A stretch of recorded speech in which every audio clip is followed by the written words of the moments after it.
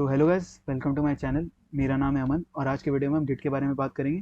Git क्या होता है, गिट क्यों यूज़ करते हैं और गिट से हम अपना कोड कैसे मैनेज कर सकते हैं। गिट के वेरियस कमांड्स मुझे जितने आते हैं बेसिक से लेकर एंड तक मैं आपको बताऊंगा एग्जांपल्स के साथ, ताकि आपको और अच्छे से समझ आए। तो चलिए आज का वीडियो स्टार्ट करते हैं।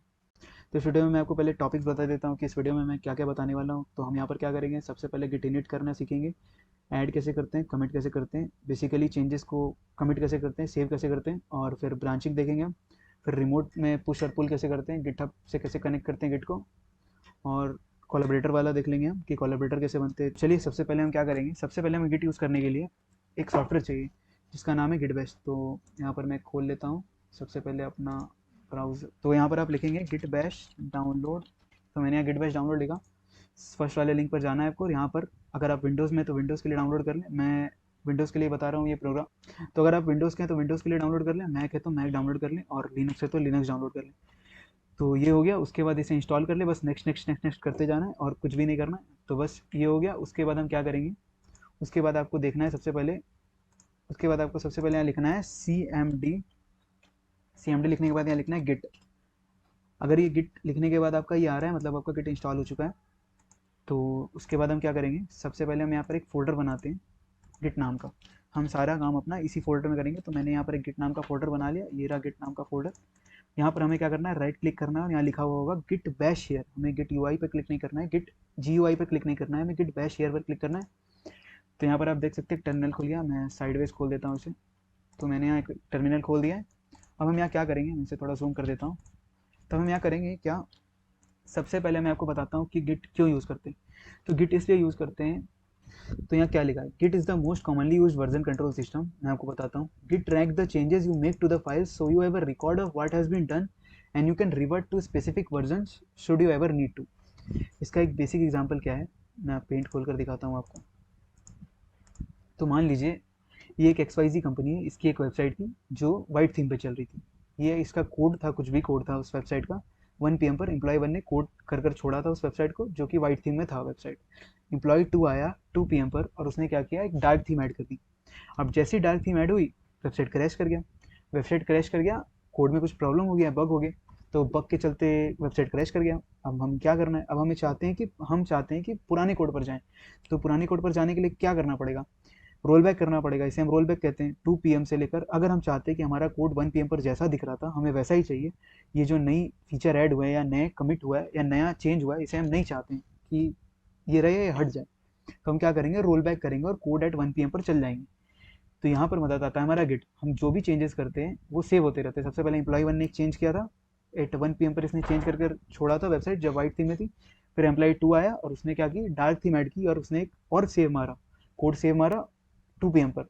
तो सबसे पहले सेव 1 सेव 2, और गिट की मदद से हम क्या कर सकते हैं, जो सेव 2 है, सेव 2 को हटा सकते हैं और वापस सेव 1 पर जा सकते हैं या कोड 1 पर जा सकते हैं, जो हमारा कोड पहले दिख रहा था। तो वही यहाँ पर लिखा है कि Git track the changes you make to the files. यहाँ पर चेंजेस ट्रैक होगी जो हमने बनाई है। कोड एट 1 PM, यहाँ पर चेंज 1 और चेंज 2। और एक सेकेंड, और क्या लिखा है, so you have a record of what has been done. तो हमने क्या किया, उसका एक रिकॉर्ड सेव होता है गिट में। And you can revert to specific versions. ये वर्जन 1 है अगर, और ये वर्जन 2 है, तो हम क्या कर सकते हैं, रिवर्ट कर सकते हैं, वापस जा सकते हैं उस कोड पर जो हमने पहले बनाया था, अगर हमें कभी भी ज़रूरत पड़ी तो।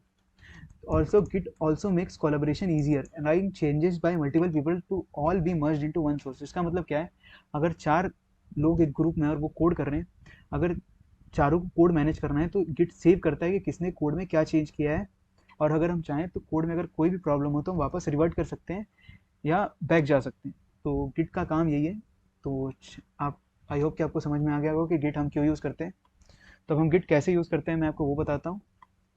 तो अब हम क्या करेंगे, सबसे पहले हमने गिट बैश इंस्टॉल कर लिया। अब हम क्या करेंगे, एक हम वापस अपने फोल्डर पे जाते हैं। सबसे पहले आपको वो फोल्डर खोलना है। सबसे पहले मैंने क्या किया, गिट एक डेस्कटॉप पर एक फोल्डर बनाया। उसके बाद मैंने क्या किया, गिट खोला फोल्डर और यहाँ पर राइट क्लिक किया और यहाँ लिखा गिट बैश शेयर। यहाँ पर आप देख सकते हैं गिट का एक टर्मिनल खुल गया। अब मैं इसे स्प्लिट स्क्रीन कर लेता हूँ ताकि आपको अच्छे से दिखे। फोल्डर सबसे पहले हमने सॉफ्टवेयर तो इंस्टॉल कर लिया। अब हम चाहते हैं गिट, अगर हमें गिट यूज़ करना है तो उसे बताना पड़ेगा कि किस फोल्डर में चेंजेस ट्रैक करने हैं। मेरे पास 10 फोल्डर है, तो मैं चाहता हूँ सिर्फ इसी फोल्डर का जो चेंजेस है वो ट्रैक हो। तो हम यहाँ क्या करेंगे, सबसे पहले यहाँ पर गिट को बताएंगे कि हमें इस फोल्डर में चेंजेस ट्रैक करने हैं। तो हम वो कैसे बताएंगे, उसके लिए हम यूज़ करेंगे गिट इनिट कमांड का। गिट इनिट क्या करता है, इसे बोलते हैं it is use to initialize Git. इससे क्या होता है, हमारा गिट इनिशियलाइज होता है।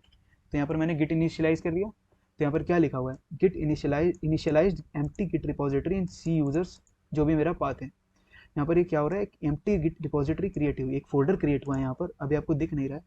तो हमें क्या करना पड़ेगा, व्यू पर जाना पड़ेगा और हिडन फाइल्स, ये बाय डिफॉल्ट हिडन रहता है इन केस की एक्सीडेंटली डिलीट ना हो जाए। और अगर हमें यहाँ कमांड लाइन से देखना है कि अगर हमें कमांड लाइन से देखना है कि ये फोल्डर कहाँ है, तो हम क्या करेंगे, L S space -a। L S -a से क्या होता है, हिडन फाइल भी शो होती है। अगर हम एल एस करेंगे तो हमें वो फोल्डर फाइल नहीं दिखेगी, तो हमें एल एस -a करना पड़ेगा। तो आप देख सकते हैं डॉट गिट नाम की फोल्डर बन गई है जो कि हिडन है। तो ये क्या हमारा हुआ, सबसे पहले मैंने गिट को बता दिया कि हमें इस फोल्डर में चेंजेस ट्रैक करने हैं। अब हम क्या करेंगे, तो अब हम क्या करेंगे, जैसा कि आप देख सकते हैं हमारा डॉट गिट फोल्डर बन गया था। तो अब हमने इनिशियलाइज कर दी अपनी गिट रिपोजिटरी। अब पहले गिट रिपोजिटरी के अंदर मैं दिखा देता हूँ, रिपोजिटरी फोल्डर मतलब सेम ही होती है, सिर्फ गिट के टर्म्स में उसे रिपोजिटरी बोलते हैं। तो सबसे पहले इस गिट के फोल्डर के अंदर क्या है, ये सब आपको जानने की ज़रूरत नहीं है, सिर्फ एक ओवरव्यू है। Hooks, info, objects, references, config, description, head, हमारी जो भी चेंजेस या कमिट्स होती है वो इस फोल्डर के अंदर सेव होती है। चलिए अब मैं आपको बताता हूँ कि चेंज क्या होता है। तो चेंज मतलब कोई भी हम एक चेंज कर रहे हैं या कोई भी एक फाइल बना रहे हैं या कोई भी फाइल में कोई भी कोड में चेंज कर रहे हैं। तो सबसे पहले मैं एग्जांपल के लिए दो फाइल बना लेता हूँ। सबसे पहले हम लिखेंगे, सबसे पहले हम क्या करेंगे, राइट क्लिक करेंगे फोल्डर में, न्यू जाएंगे, टेक्स्ट डॉक्यूमेंट, यहाँ पर मैं लिखता हूँ फाइल 1। ये एक टेक्स्ट फाइल है। और यहाँ पर कमांड लाइन से कैसे फाइल बनाते हैं, टच लिखते हैं हम यहाँ पर, स्पेस फाइल का नाम जो भी हम फाइल का नाम देना चाहते हैं, तो टच file2 डॉट टीएक्सटी। यहाँ पर आप जैसा कि देख सकते हैं ये हमारी फाइल 2 बन चुकी है यहाँ पर। तो अब हम क्या करेंगे, तो सबसे पहले क्या होता है, गिट में 3 स्टेज आर्किटेक्चर नाम का एक रूल फॉलो होता है। तो मैं आपको पहले बताता हूँ गिट 3 स्टेज आर्किटेक्चर होता क्या है। तो यहाँ पर क्या है, सबसे पहले एक वर्किंग डायरेक्टरी मतलब क्या है, हम इस डायरेक्टरी में हैं, हम यहाँ पर जो भी चेंज कर रहे हैं वो वर्किंग डायरेक्टरी के अंदर है। इस इस इस डायरेक्टरी को हम वर्किंग डायरेक्टरी बोलते हैं। और इसका कमांड क्या होता है, अगर हमें जानना है कि हम किस डायरेक्टरी में, तो लिखते हैं pwd। तो ये हमें बता रहा है कि हम किस डायरेक्टरी के अंदर है या किस फोल्डर के अंदर है। तो हम यूजर्स के सी ड्राइव के अंदर, यूजर्स के अंदर यूज़र मेरा नेम है, उसके बाद डेस्कटॉप के अंदर गिट नाम के एक फोल्डर में हम, पीडब्ल्यूडी का फुल फॉर्म क्या होता है, प्रेजेंट वर्किंग डायरेक्टरी। तो सबसे पहले हम यहाँ वर्किंग डायरेक्टरी होता है, उसके बाद होता है स्टेजिंग एरिया, उसके बाद होता है गिट रिपोजिटरी जो कि हम कमिट करते हैं। तो सबसे पहले हमारा जो वर्किंग डायरेक्टरी में जो भी चेंज हो रहा है, या मैंने फाइल 1 या फाइल 2 जो भी बनाई, तो इसे क्या होता है, अनट्रैक चेंजेस बोलते हैं। मैं आपको दिखाता हूँ, इसे अनट्रैक चेंजेस बोलते हैं, ये अनट्रैक चेंजेस है। इसके बाद होता है स्टेजिंग एरिया। तो हमें जो भी फाइल हमने चेंज की अभी, जो फाइल 1 और फाइल 2 डॉट टीएक्सटी है, उसे सबसे पहले हमें स्टेज पे ले जाना पड़ेगा, स्टेजिंग एरिया बोलते हैं उसे। सबसे पहले हम उसे स्टेज पर ले गए, फिर उसे कमिट करना है हमें। तो इसका बेसिक एग्जाम्पल क्या है, किसी को फोटो खिंचाना है तो सबसे पहले उससे यहाँ पर हम वर्किंग डायरेक्टरी में लाएंगे या स्टेज के बगल में खड़ा करेंगे, उसके बाद हम उसे स्टेज पर ले जाएंगे और उसके बाद उसकी फ़ोटो खींचेंगे। कमिट मतलब उसकी फ़ोटो को सेव करेंगे। तो सबसे पहले हमने क्या किया, एक पर्सन को बुलाया जो वर्किंग डायरेक्टरी है, जो मैंने एक फाइल क्रिएट की। उसके बाद मैंने क्या किया, उससे स्टेजिंग एरिया पे बुलाया, उससे स्टेज पर बुलाया उसकी फ़ोटो खींचने के लिए। तो मैंने स्टेजिंग एरिया में दोनों फाइल को भेजी। उसके बाद हमें क्या करना है, उस पर्सन की फ़ोटो को क्लिक करना है। तो हम यहाँ क्या करेंगे, फाइल 1 और फाइल 2 डॉट टीएक्सटी की फ़ोटो खींचेंगे, मतलब उसे कमिट करेंगे, उसे सेव करेंगे हिस्ट्री में कि हमने ये चेंजेस किए हैं और इसे तुम सेव कर दो। तो हमें कैसे करेंगे, सबसे पहले हमें देखना है कि चल क्या रहा है, कि इस रिपोजिटरी में क्या क्या हो रहा है। तो हम यहाँ लिखेंगे, कमांड आता है गिट स्टेटस। गिट स्टेटस से क्या होता है, सबसे पहले लिखा हुआ है अभी तक on branch master no commit set, अभी हमने कोई कमिट नहीं किया है, ठीक है। अनट्रैक्ड फाइल्स, मैंने अभी आपको कहा कि अगर हम एक फाइल, एक फोल्डर में अगर कोई भी चेंजेस करते हैं तो वो अनट्रैक्ड फाइल के अंदर आते हैं कि इस फाइल का कोई अता पता नहीं है, ये स्टेजिंग एरिया पर बनी है, ये कमिटेड भी नहीं है। तो ये अनट्रैक्ड फाइल का मतलब, ये फाइल क्या लिखा है, इस फाइल को अगर हमें सेव करना है तो सबसे पहले मैंने आपको क्या कहा, सबसे पहले हमें क्या करना पड़ेगा, इसे स्टेजिंग एरिया में लाना पड़ेगा। तो स्टेजिंग एरिया में लाने का कमांड क्या होता है गिट ऐड, यहाँ पर मैं कमांड लिख रहा हूँ, Git add dot. Git add dot से क्या होता है, जितने भी हमारे वर्किंग डायरेक्टरी में अनट्रैक्ड फाइल्स है वो स्टेजिंग एरिया में आ जाते हैं। यही है पहला स्टेप, क्या है, स्टेज करना फाइल को। तो यहाँ पर हम क्या करेंगे, गिट ऐड डॉट से क्या होगा, जितना भी फाइल हमारा अनट्रैक्ड है, जितना भी हमारा फाइल अनट्रैक्ड होता है वो एक बार में सारा स्टेजिंग एरिया में आ जाता है। अगर हम चाहते हैं कि नहीं, हमें सिर्फ फाइल 1 डॉट टीएक्सटी को स्टेजिंग एरिया में लाना है या सिर्फ उसकी फोटो खींचनी है, तो हम क्या करेंगे, गिट ऐड, उसके बाद स्पेसिफिकली जिस भी फाइल की हमें फोटो खींचनी है, जिसे सेव करना है, उसे हम नाम दे सकते हैं। जैसे अगर हम फाइल 1 सिर्फ करना चाहते हैं ऐड, तो Git add file 1 dot TXT. ये आपको पता कैसे चलेगा, तो फिर हम यहाँ चलाएंगे गिट स्टेटस। तो जैसा कि आप देख सकते हैं क्या लिखा है, स्टेजिंग एरिया में फाइल आ गई। सबसे पहले हमारा जो फाइल था अनट्रैक्ड चेंजेस, उसका कलर रहता है रेड। उसके बाद अगर हम जब इसे स्टेजिंग एरिया में लाते हैं तो इसका फाइल का कलर हो जाता है ग्रीन। यहाँ पर क्या लिखा है, changes to be committed. Staging area में आने के बाद क्या होता है, स्टेजिंग एरिया के बाद आने के बाद डायरेक्ट कमिट होता है। इसका मतलब है स्टेजिंग एरिया में मैंने फाइल को ला दिया, फाइल 1.txt को ला दिया। अब इसे क्या करना है, सेव करना है। तो वही लिख रहा है चेंजेस टू बी कमिटेड और चेंजेस टू बी सेव। इसे अब सेव कर दो हिस्ट्री में। अगर यहाँ पर मैं एक और फाइल बना दूँ, Git text document file 3.txt, तो अब हमें दोबारा अगर गिट स्टेटस चलाएंगे, मेरे वर्किंग डायरेक्टरी में स्टेटस क्या है, फाइल्स का क्या हो रहा है, तो हम क्या करेंगे, गिट स्टेटस चलाएंगे। गिट स्टेटस मैंने दोबारा चलाया, उसके बाद क्या हो रहा है, यहाँ पर आ रहा है अनट्रैक्ड फाइल्स 2। जैसे ही मैंने एक और फाइल बनाया, ये भी अनट्रैक्ड में चल गया। तो जो भी चेंज करेंगे हम, वो अनट्रैक्ड फाइल्स के अंदर शो होगा। तो यहाँ पर क्या हो रहा है, फाइल 3.txt भी आ गया। अब हम चाहते हैं ये दोनों फाइल साथ में आ जाए स्टेजिंग एरिया में। हम चाहते हैं सबसे पहले मैंने एक पर्सन को लाया, पर्सन 1 था ये, या फाइल 1 था ये, इसे मैंने स्टेज पर लाया। अब मैं पर्सन 2 आया और पर्सन 3 आया, या फाइल 2 और फाइल 3 आया। मैं चाहता हूँ कि तीनों का फोटो साथ में क्लिक हो, या तीनों की हिस्ट्री, मैंने 3 चेंजेस किए तो मैं तीनों की हिस्ट्री साथ में सेव करना चाहता हूँ। तो मैं क्या करूँगा, इसे स्टेजिंग एरिया में साथ में लाने के लिए क्या करूँगा, गिट एड डॉट लिखूंगा, तो एंटर मारूंगा। तो यहाँ पर क्या करेंगे, फिर गिट स्टेटस चलाएंगे। तो आप देख सकते हैं तीनों फाइल स्टेजिंग एरिया में आ चुकी है, तीनों का कलर ग्रीन हो चुका है। यहाँ पर लिख रहा है चेंजेस टू बी कमिटेड और चेंजेस टू बी सेव। तो आई होप कि आपको समझ आ गया होगा। जो गिट एड डॉट हमने लिखा, Git space add space dot, अगर हम एक और कमांड होता है इसका, जैसे गिट सेम चीज़ को करने की एक और कमांड है, गिट एड माइनस माइनस ए, से भी ऐड होता है। तो मैं आपको दोबारा दिखाता हूँ। यहाँ पर एक मैं न्यू फाइल बनाता हूँ, जैसे फाइल 4 हम बनाते हैं। अब हम दोबारा गिट स्टेटस करेंगे तो हमें क्या आना चाहिए, अनट्रैक्ड फाइल के अंदर आना चाहिए। तो देख सकते हैं आप, ये तो चेंजेस टू बी कमिटेड है, ये स्टेजिंग एरिया में फाइल है, और ये अनट्रैक्ड चेंजेस है कि मैंने इस फाइल का भी अता पता नहीं है, इसे स्टेज पर भी नहीं खड़ा किया गया, ये सिर्फ फाइल अभी क्रिएट हुई है या चेंज अभी जस्ट मेड हुआ है। तो हम क्या करेंगे, इसका एक और कमांड होता है गिट, जो हमने गिट एड डॉट से किया था, इसी का एक अल्टरनेटिव क्या होता है, गिट एड माइनस माइनस ए। इससे भी क्या होता है, गिट एड डॉट का ही अल्टरनेटिव है ये।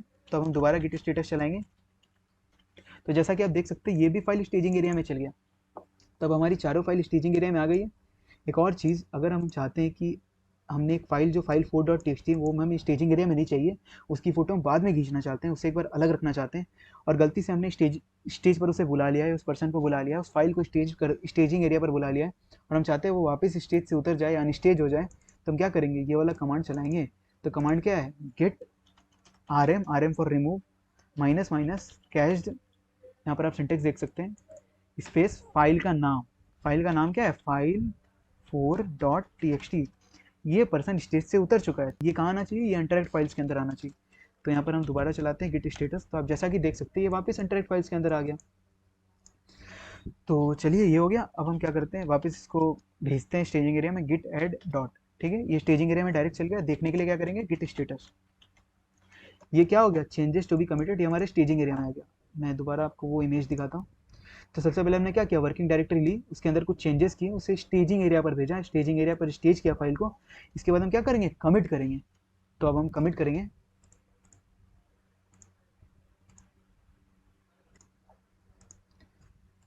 तो फाइल को कमिट करने के लिए हमारा क्या कमांड होता है, क्या करना है, सबसे पहले मैं इसका कमांड होता है Git commit space minus M space, inverted comma के अंदर एक मैसेज प्रिंट करना रहता है। माइनस एम जो फ्लैग है, इसे हम फ्लैग बोलते हैं, जो भी माइनस की तरह यहाँ लिखा जाता है, इसे फ्लैग बोलते हैं। फ्लैग का एक पर्टिकुलर काम होता है यहाँ पर, इसका मतलब है गिट हम कमांड के लिए यूज़ करते हैं, गिट क्या कर दो, कमिट कर दो। यस, कमिट का मतलब होता है सेव कर दो, हमारी जो चेंजेस है कमिट कर दो। माइनस एम हमें देना पड़ता है मैसेज कि अगर हम कोई चेंज कर रहे हैं किसी कोड में, तो हमें बताना पड़ेगा। अगर कोई अचानक से आता है, वो देखता है कि कोड में चेंज हुआ है, उसे पता कैसे चलेगा कि हमने क्या चेंज किया है। तो यहाँ पर एक छोटा सा मैसेज लिख सकते हैं कि हमने ये चेंज किया। तो हम यहाँ पर सिंपली क्या लिखेंगे, 4 फाइल्स एडेड। आप चाहते हैं तो यहाँ कुछ भी लिख सकते हैं, ये मैसेज है कि आखिर मैंने किया क्या है, या मैंने चेंज क्या सेव किया है। तो मैं एंटर मारूंगा, तो यहाँ पर क्या हुआ, कुछ कुछ हुआ है। उसके बाद यहाँ पर चारों फाइल्स हमारी कमिट हो गई। इसे देखेंगे कैसे, तो देखिए सबसे पहले मैं आपको क्या करता हूँ, गिट स्टेटस दिखाता हूँ। यहाँ क्या लिखा है, गिट स्टेटस और branch master working tree clean. अगर हमारे जो भी चेंजेस है वो सेव्ड है, तो हमें वर्किंग ट्री क्लीन दिखेगी। ट्री मतलब ये ट्री स्ट्रक्चर में काम करता है। सिंपल सा ये मतलब है कि जब हमारे कोई चेंजेस होते हैं तो वो अनट्रैक्ड फाइल के अंदर शो होते हैं। उसके बाद हम क्या करते हैं, उसे स्टेजिंग एरिया में लाते हैं। वो सबसे पहले रेड कलर के रहते हैं, स्टेजिंग एरिया में आने के बाद ग्रीन कलर के हो जाते हैं। उस चेंजेस को फिर हम सेव करते हैं। तो हमने जो भी चेंजेस किए वो तो हमने सेव कर लिया इस कमांड से, गिट कमिट माइनस है 4 फाइल्स एडेड। ये मेरा मैसेज था, तो हमने क्या किया, जो भी चेंजेस किए वो हमने सेव कर लिए। तब कुछ भी चेंज नहीं हुआ है, ये फाइल अभी अपडेटेड है हमारी। अब हमें पता कैसे चलेगा कि ये चेंजेस सेव हुए हैं, तो हमें क्या करना पड़ेगा, उसके लिए कमांड आता है Git space log. Git log से क्या होता है, हमने जो भी चेंज किया वो शो होता है। सबसे पहले यहाँ कमिट लिखा है, कमिट की एक हैश होती है, उसके बाद हेड मास्टर और ऑथर किसने एडिट किया है या किसने चेंज किया, ईमेल आईडी और डेट और जो हमारा मैसेज था। अब मैं आपको बताता हूँ हुआ क्या। जब भी हम कोई कमिट करते हैं तो उसकी एक हैश जनरेट होती है, हैश मतलब उसकी एक यूनिक आईडी जनरेट होती है, तो उसे कमिट का हैश बोलते हैं। तो ये एक हैश है, ये हर बार डिफरेंट जनरेट होता है, हर कमिट में एक डिफरेंट हैश जनरेट होता है, ये यूनिक होता है। उसके बाद क्या लिखा है, हेड मास्टर। यहाँ मास्टर का मतलब क्या है, जो भी हमारा जो किट में काम होता है वो ट्री ट्री स्ट्रक्चर फॉलो करता है। ट्री में ब्रांचेस होती हैं। तो जैसे कि एग्जांपल की एक कॉपी है, कॉपी के अंदर 4 पार्टीशन है, एक है फिजिक्स केमिस्ट्री मैथ और एक है रफ कॉपी, रफ वर्क जो भी है। 4 सेक्शंस डिवाइडेड है कॉपी के अंदर। अगर हमें कुछ भी फिजिक्स में लिखना है तो फिजिक्स वाली पार्टीशन के अंदर लिखेंगे, और अगर मैथ का लिखना है तो मैथ के अंदर, और केमिस्ट्री के अंदर कुछ भी लिखना है तो हम केमिस्ट्री वाले पार्टीशन के अंदर लिखेंगे। और अगर हम रफ वर्क करना चाहते हैं या फिर जब भी अगर कोई और भी सब्जेक्ट हो या कुछ भी हो तो हम उसे रफ के अंदर लिखते हैं, रफ वाली जो हमारी पार्टीशन है कॉपी के अंदर। तो सेम क्या होता है, अगर एक कॉपी एक ट्री है, उसके अंदर 4 ब्रांचेज हैं, कॉपी के अंदर 4 पार्टीशन है, वैसे एक ट्री के अंदर 4 ब्रांचेज हैं। 4 ब्रांचेज के अंदर क्या होता है, जो भी हमारा चेंजेस होता है वो ब्रांच के अंदर सेव होता है। जैसे अगर हम फिजिक्स का काम कर रहे हैं तो फिजिक्स वाली ब्रांच के अंदर वो काम सेव करना है। वैसे ही क्या होता है गिट में, क्या होता है डिफ़ॉल्ट ब्रांच, जो मान लीजिए मेरी रफ ब्रांच है, कि अभी जो डिफ़ॉल्ट ब्रांच होती है गिट की, डिफ़ॉल्ट अगर हम कुछ भी लिख रहे हैं कॉपी में तो डिफ़ॉल्ट मतलब जो पार्टीशन हमें दिखेगा सबसे पहले वो होता है मास्टर की, या रफ वर्क। जो भी हम, अगर हमें कुछ नहीं पता है कि अभी हम क्या कर रहे हैं, तो वो डिफ़ॉल्ट ब्रांच या डिफ़ॉल्ट कॉपी के पार्टीशन के अंदर सेव होगा, जो कि होगा रफ कॉपी के हिसाब से और मास्टर ब्रांच के हिसाब से। मतलब सिंपल सा इसका ये मतलब है कि अगर हम जो भी चेंज कर रहे हैं तो एक ट्री स्ट्रक्चर फॉलो करता है गिट। ट्री के अंदर बहुत सारी ब्रांचेस होती है, डिफ़ॉल्ट ब्रांच का नाम होता है मास्टर। जो भी हमारी फाइल सेव होती है वो ब्रांच, डिफ़ॉल्ट ब्रांच मास्टर के अंदर फाइल सेव होती है, वही लिखा है इसने। मास्टर के अंदर हमारी जो कमिट हुई है या जो भी हम चेंज करते हैं वो मास्टर वाली ब्रांच के अंदर सेव हुई है। डिफ़ॉल्ट ब्रांच मास्टर रहता है या मेन रहता है, बहुत जगह मेन बोलते हैं। और यहाँ पर क्या हुआ है, यहाँ पर एक ऑथर लिख रहा है अमन फंगेरिया 980, ये मेरा यूज़र नेम है, ये हमारी गिटहब की ईमेल आईडी है, जो हम अभी मैं आपको आगे सेट करना बताऊंगा ये कैसे सेट करते हैं। यहाँ पर डेट लिखा है कि हाँ संडे को 8 मई को 12:40 पर 12:40 पर 2022 GMT जोन है शायद, ये चेंज हुआ है। और क्या हमारा मैसेज था, 4 फाइल्स एडेड। बस यही शो हो रहा है कि हमने जो भी चेंज किया उसकी सारी डिटेल्स यहाँ पर शो होती है गिट लॉग से, जो भी हमने कमिट किए हैं उसकी सारी डिटेल्स। अगर हमें गिट में स्टोर करना है कि जैसे यहाँ पर आ रहा है ऑथर किसने चेंज किया, तो मैं अपना ऑथर कैसे सिलेक्ट करूँगा या मैं अपने कंप्यूटर को कैसे बताऊँगा कि मैं चेंज कर रहा हूँ, तो यहाँ पर क्या लिखूँगा, सबसे पहले आपकी गिटहब में एक आईडी क्रिएटेड होनी चाहिए। आईडी मैं आपको अपनी आईडी दिखाता हूँ, तो कुछ नहीं करना है, सिर्फ गिटहब में जाकर अपनी एक अकाउंट बना लेना है। तो जैसे कि ये मेरा आईडी है, ये मेरा अकाउंट है गिटहब का, और ये हमारी यूज़र नेम है अमन फंगेरिया 980, ये मेरा यूज़र नेम है। यहाँ पर यूज़र नेम शो होता है, आप अपना क्रिएट करेंगे तो आप अपने हिसाब से सेट कर सकते हैं। तो ये यूज़र नेम है, जिस भी अकाउंट से गिटहब बनाएंगे वो ईमेल आईडी आपको याद रखनी है। उसके बाद हम क्या करेंगे, यहाँ पर हम सबसे पहले अपना फोल्डर खोल लेते हैं। तो यहाँ पर हम अपने फोल्डर पर आ गए। अब हमें क्या करना है, अगर गिट को बताना है कि हमारा यूज़र नेम क्या है और हमारा ईमेल आईडी क्या है गिटहब का, तो हम यहाँ क्या लिखेंगे, Git space config minus minus global. Syntax आपको याद करने की ज़रूरत नहीं है, सिर्फ एक बार सेट करके आप इसे छोड़ देना है। तो Git config minus minus global user dot name, इसके बाद इन्वर्टेड कॉमा के अंदर हमें अपना यूज़र नेम देना है। तो मेरा यूज़र नेम है अमन फंगेरिया 980। मैंने एंटर मारा, ये सेव हो गया। ईमेल आईडी सेट करने के लिए भी हमें सेम यूज़ करना है, Git config minus minus global user dot email. इसके बाद हमें इन्वर्टेड कॉमा के अंदर अपनी ईमेल आईडी डाल देनी है, अमन फंगेरिया 980@gmail.com। एंटर मारा हमने, ये हमारी जो भी यूज़र नेम है और ये जो भी ईमेल आईडी है गिटहब की वो इसमें सेव हो जाएगी, गिट इसे सेव कर लेगा। ये हो गया। और गिटहब में आप एक आईडी बना लें, और हमें पुश करने में बाद में ज़रूरत पड़ेगी रिपोजिटरी वगैरह बनाने में। तो ये हमारा हो गया। क्या क्या हो गया यहाँ पर, यहाँ तक हमारा गिट, हमने क्या किया, गिट इनिट किया, गिट ऐड किया, गिट कमिट किया। हमने क्या किया, चेंजेस बनाए, चेंजेस को स्टेजिंग एरिया में लाया, स्टेजिंग एरिया से जाकर सेव कर दिया चेंजेस को या कमिट कर दिया दोबारा। सबसे पहले हमने क्या किया, वर्किंग डायरेक्टरी में, जो हमारी वर्किंग डायरेक्टरी थी उसमें हमने कुछ चेंजेस किए, फिर इसे स्टेजिंग एरिया में भेजा। ये रहा हमारे स्टेजिंग एरिया, स्टेज किया फाइल को। फिर हमने क्या किया, कमिट किया फाइल को। कमिट किया फाइल को गिट रिपोजिटरी बोलते हैं, जो डॉट गिट फोल्डर में मैंने आपको बताया कि सारे चेंजेस सेव होते हैं। तो कमिट करने के बाद चेंजेस कहाँ गए, गिट डायरेक्टरी में गए। तो ये हो गया हमारा 3 स्टेज आर्किटेक्चर, यही था। ये हमने कर लिया यहाँ तक कि कमिट कैसे करते हैं फाइल को, या फाइल को सेव कैसे करते हैं गिट में। अब हम आगे क्या करने वाले हैं, अब हम करेंगे, अब हम समझेंगे कि ब्रांचिंग क्या होती है। तो हम क्या करेंगे, मैं आपको बताता हूँ गिट ब्रांचिंग क्या होती है, और गिट में ब्रांचेस कैसे बनाते हैं, और ब्रांच का मतलब क्या होता है। तो सबसे पहले मैं पेंट खोल लेता हूँ।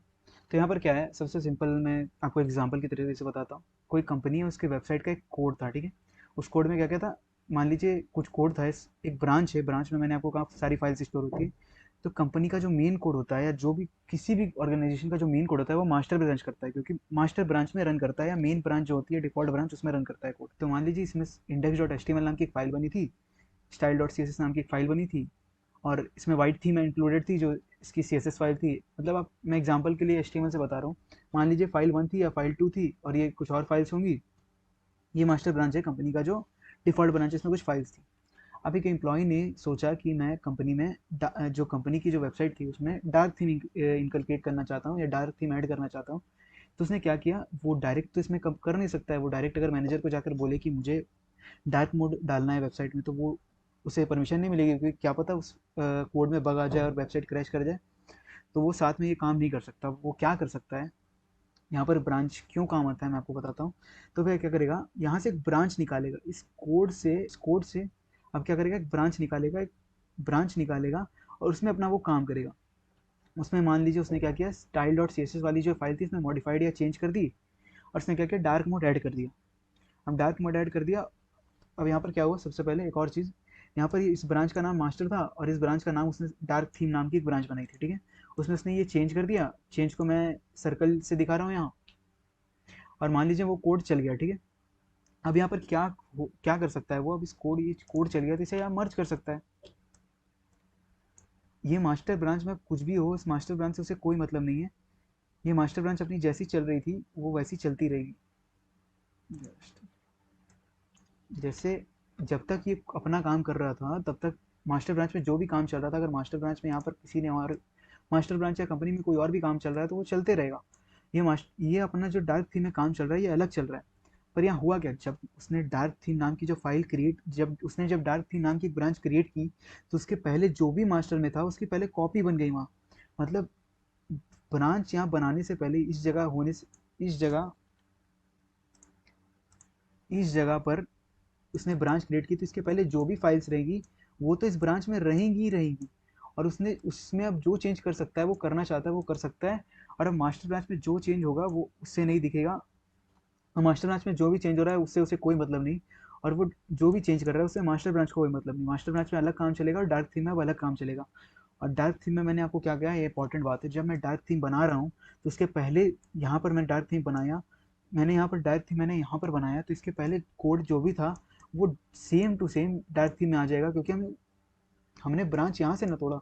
अगर ये ट्री है और हम यहाँ से ट्री को ब्रेक करते हैं, ये हमारा ट्री सीधा, ये हमारा एक ब्रांच चल रहा है, और हम यहाँ को ब्रांच को एक तोड़ते हैं, तो ये ब्रांच जो सीधा चल रहा है वो तो चलेगा, इसके बाद का जो भी इसमें कंटेंट होगा वो इसे नहीं पता चलेगा। पर इसके पहले का जो भी कंटेंट है वो तो इसमें रहेगा ही। मैं आपको अब कोड की मदद से बताता हूँ। मैं आपको अब शो करके बताता हूँ हो क्या रहा है। तो मैं एक न्यू फोल्डर बनाता हूँ, उसका नाम रखता हूँ वेबसाइट। तो मैंने यहाँ पर एक न्यू फोल्डर बना लिया, इसका नाम मैंने रख दिया वेबसाइट, ठीक है। अब हम यहाँ क्या करेंगे, गिट बैश खोलेंगे अपना। उसके बाद हम पेंट के हिसाब से चलेंगे। ये रहा हमारा फोल्डर। हम क्या करेंगे यहाँ पर, सबसे पहले हम क्या कर मैंने आपको क्या कहा था, सबसे पहले हम क्या करेंगे, गिट इनिट करेंगे, ठीक है। हमने गिट इनिशियलाइज किया, यहाँ पर गिट रिपोजिटरी बन गई। हमें अब जो भी चेंज करेंगे वो गिट उसे पकड़ लेगा या गिट उसे कैच करेगा। तब सबसे पहले मैंने क्या कहा, सबसे पहले हम क्या कौन से ब्रांच पर, मास्टर ब्रांच में, डिफॉल्ट ब्रांच पर है। अब यहाँ पर कौन कौन सी फाइल्स मैंने क्रिएट की, index.html, style.css और कुछ भी अदर फाइल्स। तो सबसे पहले हम क्या करेंगे, दो फाइल बना लेंगे, टच index.html, एंटर। यहाँ पर आप देख सकते हैं फाइल बनती जा रही है। अब एक और फाइल क्या है, टच टच से फाइल क्रिएट होती है, touch style dot C S S. एक और फाइल यहाँ पर क्रिएट हो गई है। और एक और फाइल हम कुछ भी बना लेते हैं, जैसे टच रीडमी नाम की एक फाइल बना लेते हैं। जस्ट टेक रीडमी नाम की हम एक फाइल बना लेते हैं, touch readme dot T X T. यहाँ पर हम एक टेक्स्ट फाइल बना लिया रीडमी नाम का। इसके बाद हम क्या करेंगे, इसके बाद हम क्या करेंगे, सबसे पहले इसे कमिट कर देते हैं। मास्टर ब्रांच में जो भी चीज़ें हमने की है उसे एक ब्रांच में रहेगी, तो हम उसे पहले कमिट कर देते हैं। तो कमिट करने के लिए क्या करेंगे, पहले सबसे पहले क्या करेंगे, गिट ऐड करेंगे। ऐड कर लिया हमने, फिर गिट स्टेटस देखेंगे, ये तीनों फाइल्स स्टेजिंग एरिया में आ गई हैं। हम इसे क्या करेंगे, Git commit -m website created along with white theme. ठीक है, ये मैंने लिख दिया। गिट स्टेटस करेंगे, तो जैसा कि आप देख सकते हैं गिट स्टेटस करने के बाद हमारी जो वर्किंग ट्री है वो क्लीन है। कुछ भी जो भी हमने चेंज किया है वो सेव हो चुका है। हम क्या करेंगे, अब हम गिट लॉग करके भी देख सकते हैं, ये हमने कमिट कर दिया है, ये कमिट सेव हो चुका है। अब मैंने क्या कहा, तो हम यहाँ क्या करेंगे, एक ब्रांच क्रिएट करेंगे डार्क थीम नाम की।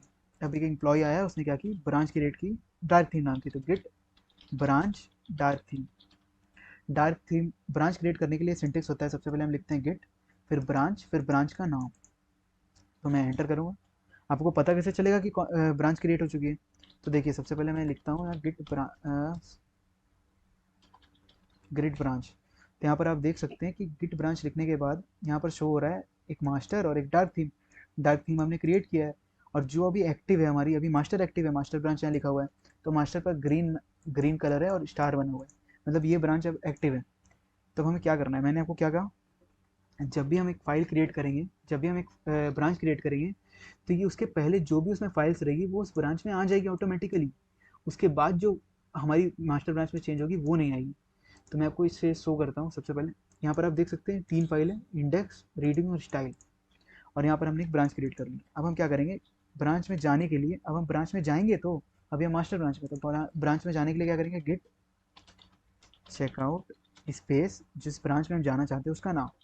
तो हम डार्क थीम नाम का ब्रांच में जाना चाहते हैं, तो Git checkout space dark theme. तो एंटर मारा मैंने। तो जैसा कि आप देख सकते हैं लिखा हुआ है switch to branch dark theme. यहाँ पर डार्क थीम लिखा आ गया है। मैं आपको गिट ब्रांच दोबारा चलाकर दिखाता हूँ, गिट ब्रांच।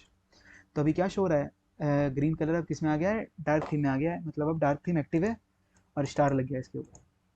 अब आप देख सकते हैं जैसे ही मैंने चेकआउट किया, यहाँ पर फाइल्स में कोई भी चेंज नहीं हुआ है, सेम है। एलिस कर मैं आपको दिखाता हूँ। इंडेक्स डॉट एचटीएमएल इसमें भी है, रीडमी डॉट टीएक्सटी भी है, स्टाइल डॉट सीएसएस भी है। तीनों फाइल सेम टू सेम किस में आ गई है, डार्क थीम में आ गई है। जहाँ पर हमने ब्रांच क्रिएट किया उसके पहले जो भी फाइल्स थी हमारी डार्क थीम में आ चुकी है। अब मैंने क्या कहा, अब हम इस फाइल में चेंज करेंगे, style dot C S S नाम की जो फाइल है उसमें अब हम चेंज करेंगे। तो मैं आपको इस चेंज करके दिखाता हूँ। आप डायरेक्ट भी चेंज कर सकते हैं इसे नोटपैड से, पर मैं आपको इससे चेंज करके दिखा रहा हूँ। जैसे यहाँ लिखता हूँ वी आई से चेंज होता है।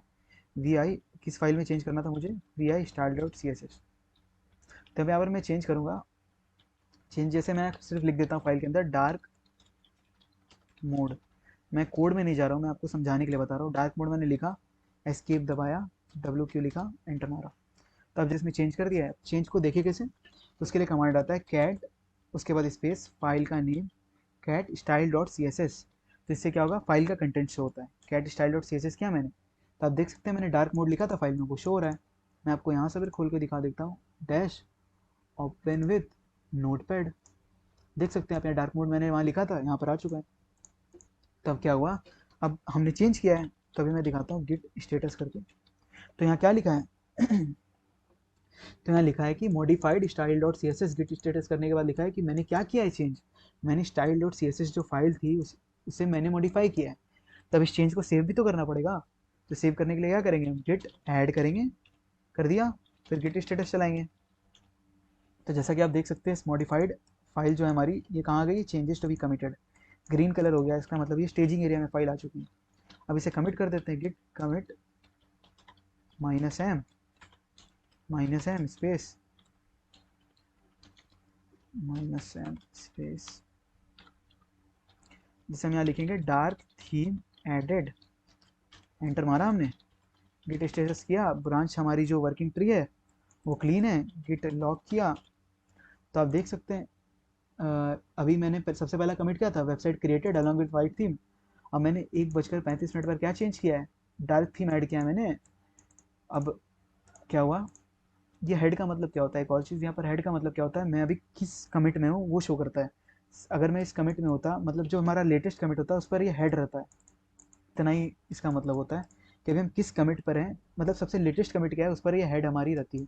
ये हमारी हेड जो एक पॉइंटर है या पॉइंट कर रहा है ये कि अभी हमारे जो लेटेस्ट कमिट है वो किस कमिट पर है। तब यहाँ पर हमने चेंज कमिट कर दिया। अब हम क्या करेंगे, मैंने आपको क्या कहा, अब हम इससे बड़ा बड़ा करते हैं। अब हम जो भी चेंज करेंगे डार्क थीम नाम की ब्रांच में, उससे मास्टर को कोई फर्क नहीं पड़ेगा, और जो मास्टर वाली ब्रांच में जो भी चेंज करेंगे उससे डार्क थीम में कुछ भी पता नहीं चलेगा या फिर कुछ भी फर्क नहीं पड़ेगा उससे। तो मैं शो करता हूँ, जैसे कि हम इस फोल्डर के अंदर आ गए। हम जिस भी ब्रांच में रहते हैं उस ब्रांच की फाइल्स यहाँ शो होती है, ठीक है। अब हम क्या करेंगे, अभी हम डार्क थीम वाले ब्रांच में, अब हम क्या करेंगे, मास्टर वाले ब्रांच में जाएंगे।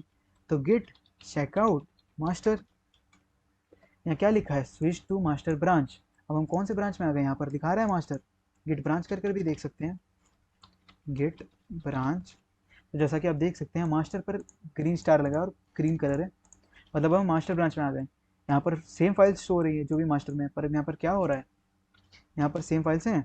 हमने डार्क थीम में जाकर कोई फाइल में चेंज किया, सिर्फ फाइल में चेंज किया है, कोई फाइल क्रिएट नहीं किया, तो फाइल में चेंज किया है, ठीक है। अब यहाँ पर अगर हम स्टाइल पर जाएंगे और एडिट ओपन विथ नोटपैड करेंगे, तो देख सकते हैं फाइल तो खाली है। जैसा हमने मास्टर में फाइल को छोड़ा था वैसे ही है फाइल, फाइल में कोई भी चेंज नहीं हुआ है। जो भी हमारा चेंज हुआ है वो डार्क थीम नाम की ब्रांच में style dot C S S file के अंदर हुआ है। मैंने आपको अभी क्या कहा, मैंने चेंज किया इसके अंदर मैंने चेंज किया डार्क थीम के अंदर। तो इससे इस पर कोई फर्क नहीं पड़ेगा, ये अपनी सेपरेट इंडिपेंडेंट ब्रांच चल रही है, ये अपनी इंडिपेंडेंट चल रही है। इसमें जो भी चेंज होगा इसमें रिफ्लेक्ट नहीं होगा, और इसमें जो भी चेंज होगा मास्टर में वो डार्क थीम में रिफ्लेक्ट नहीं होगा, एंड वाइस वर्सा। तब यहाँ क्या हुआ वो मैंने आपको बताया। अब यहाँ पर जैसे मैं आपको एक और चीज़ दिखाता हूँ। यहाँ पर अभी हमने क्या देखा कि मैंने डार्क थीम नाम की जो ब्रांच में चेंज किया वो मास्टर में रिफ्लेक्ट नहीं हुआ। अब हम क्या करेंगे, अब हम मास्टर में एक फाइल बनाकर देखेंगे कि वो डार्क थीम में रिफ्लेक्ट हो रहा है या नहीं हो रहा है। मैंने अभी वो क्या कहा, यहाँ पर हमने एक फाइल बना दी, ये जो एक फाइल है हमारी मास्टर में, ये हमने फाइल बना दी। क्या फाइल बनाई, जैसे फाइल 1.txt हमने फाइल बनाई, ठीक है। तब हम बनाते हैं फाइल 1.txt। ये अब हम क्या करेंगे, गिट फाइल कैसे बनाते हैं, टच स्पेस फाइल 1.txt। मैंने एक फाइल बनाई, यहाँ फाइल आ गई हमारी फाइल 1। अब हम क्या करेंगे, इसे चेंज हुआ है तो हम इसे कमिट भी करना पड़ेगा। तो जैसे गिट स्टेटस डालकर देखते हैं हम क्या लिखा है, इंटरेक्ट फाइल्स। अब इसे हम जल्दी से कमिट करते हैं। सबसे पहले क्या करेंगे, Git add dot Git commit -m space inverted comma के अंदर फाइल 1.txt एडेड। अब हम क्या करेंगे, हमने फाइल कमिट कर दिया। अब हम क्या करेंगे, गिट लॉग देखेंगे कि हमने क्या क्या कमिट किए हैं आखिर।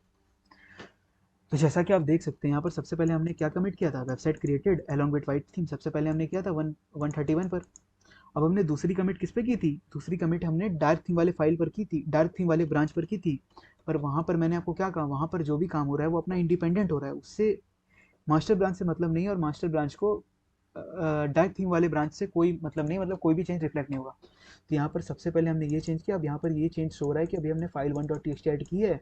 डार्क थीम किस में ऐड हुई थी, डार्क थीम हुई थी डार्क थीम वाले ब्रांच में ऐड हुई थी। तो यहाँ पर उसका कोई भी रिकॉर्ड शो नहीं करेगा, वो अलग अलग ब्रांच है। तो यहाँ पर आप देख सकते हैं फाइल 1.txt एडेड 139। अब हम क्या करेंगे, अभी आप देख सकते हैं इस फाइल, अभी हम कौन से ब्रांच में, अभी हम मास्टर ब्रांच में।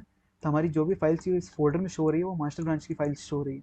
अब हम क्या करेंगे, चेकआउट करेंगे, किस ब्रांच में करेंगे, डार्क थीम वाले ब्रांच में। तो गेट चेकआउट डार्क थीम।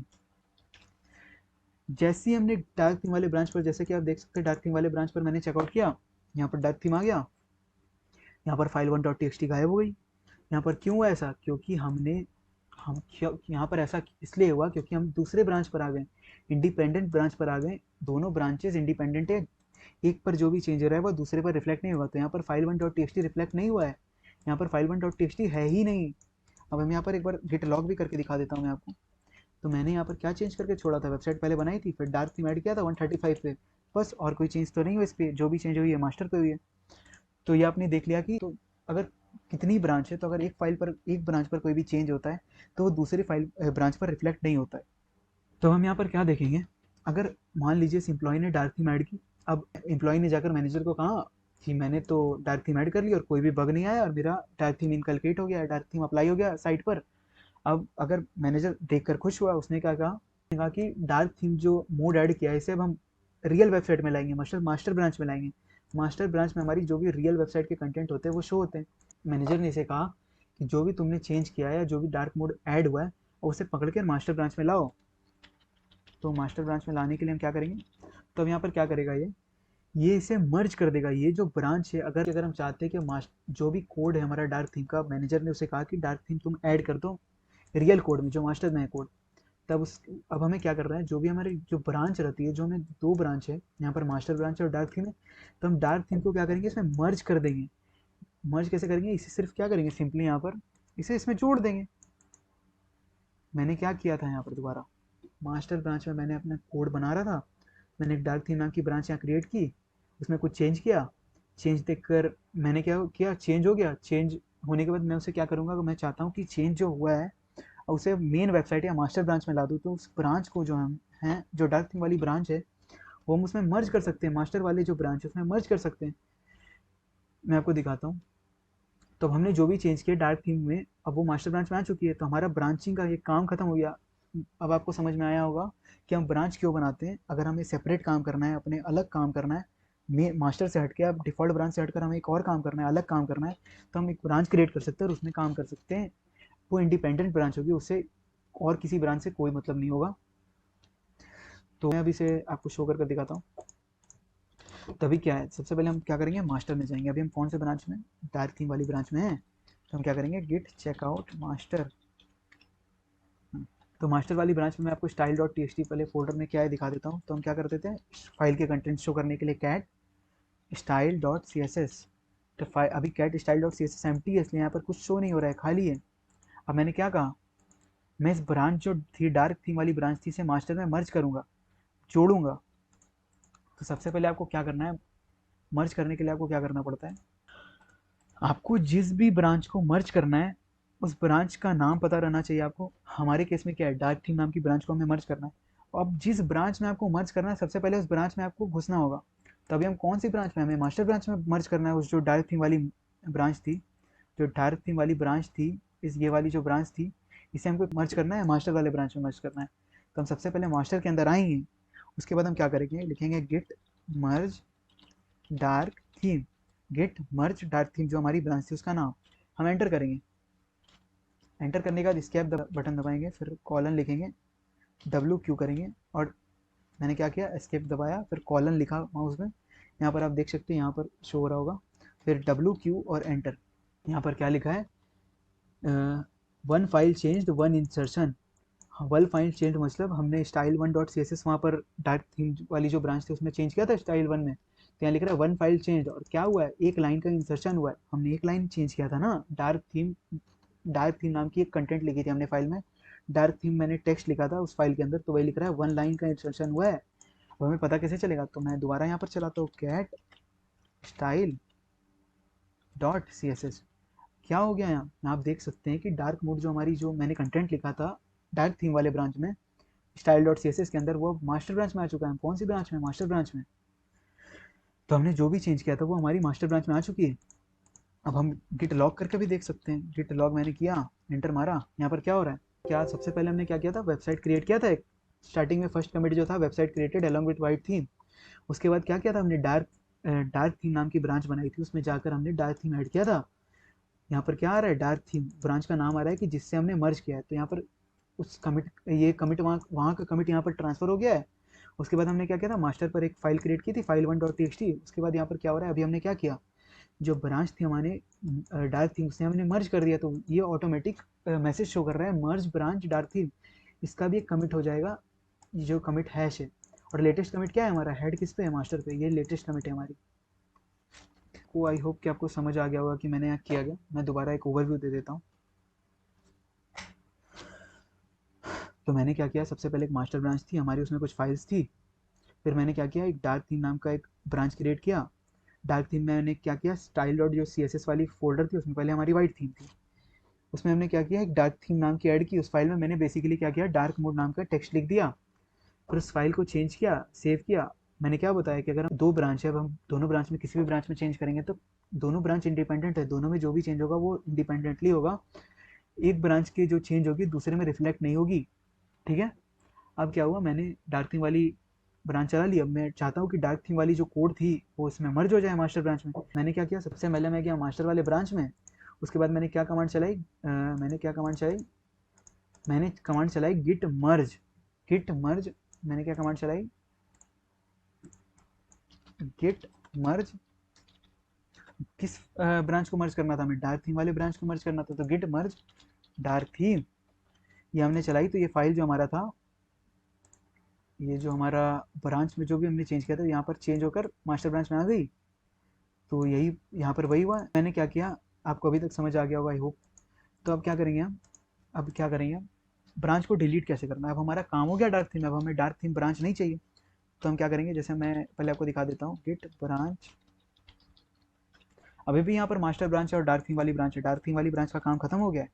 तो हम यहाँ क्या करेंगे, git branch minus small D, उसके बाद क्या लिखेंगे हम, जिस ब्रांच को डिलीट करना है डार्क थीम, फिर हम एंटर मारेंगे। ये क्या आ रहा है, डिलीटेड ब्रांच डार्क थीम। ठीक है, हुआ क्या यहाँ पर, मैंने कौन सी कमांड चलाई, git branch minus D for delete small D. मैं भी आपको बताता हूँ, स्मॉल डी और कैपिटल डी दो यूज़ करते हैं हम यहाँ पर फ्लैग। उसके बाद यहाँ पर ब्रांच का नाम, हमें किस ब्रांच को डिलीट करना था वो मैंने लिखा।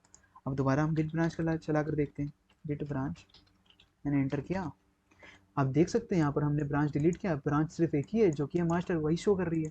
अब अगर हम यहाँ पर शो नहीं कर रही है, जो डार्क थीम वाली ब्रांच यहाँ पर पहले थी उसे हमने डिलीट कर दिया, तो अब यहाँ पर डार्क थीम वाली ब्रांच शो नहीं हो रही। तो हमने सीख लिया डिलीट कैसे करते। अब मैं आपको क्या बताता हूँ, जो यहाँ पर स्मॉल डी था माइनस डी, इसे हम बोलते हैं सॉफ्ट डिलीट। अब सॉफ्ट डिलीट और हार्ड डिलीट क्या होता है, अगर हम डार्क थीम वाली ब्रांच को मर्ज नहीं करते और मान लीजिए मैंने एक डार्क थीम वाली ब्रांच बनाई, उसमें कोई बग आ गया, अब मैं चाहता हूँ कि मैं उस ब्रांच को डिलीट करना चाहता हूँ।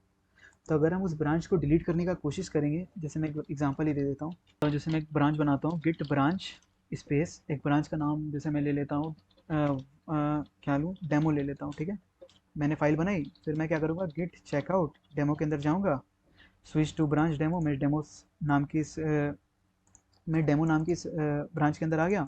अब मैं यहाँ पर एक फ़ाइल बना लेता हूँ, touch file dot T.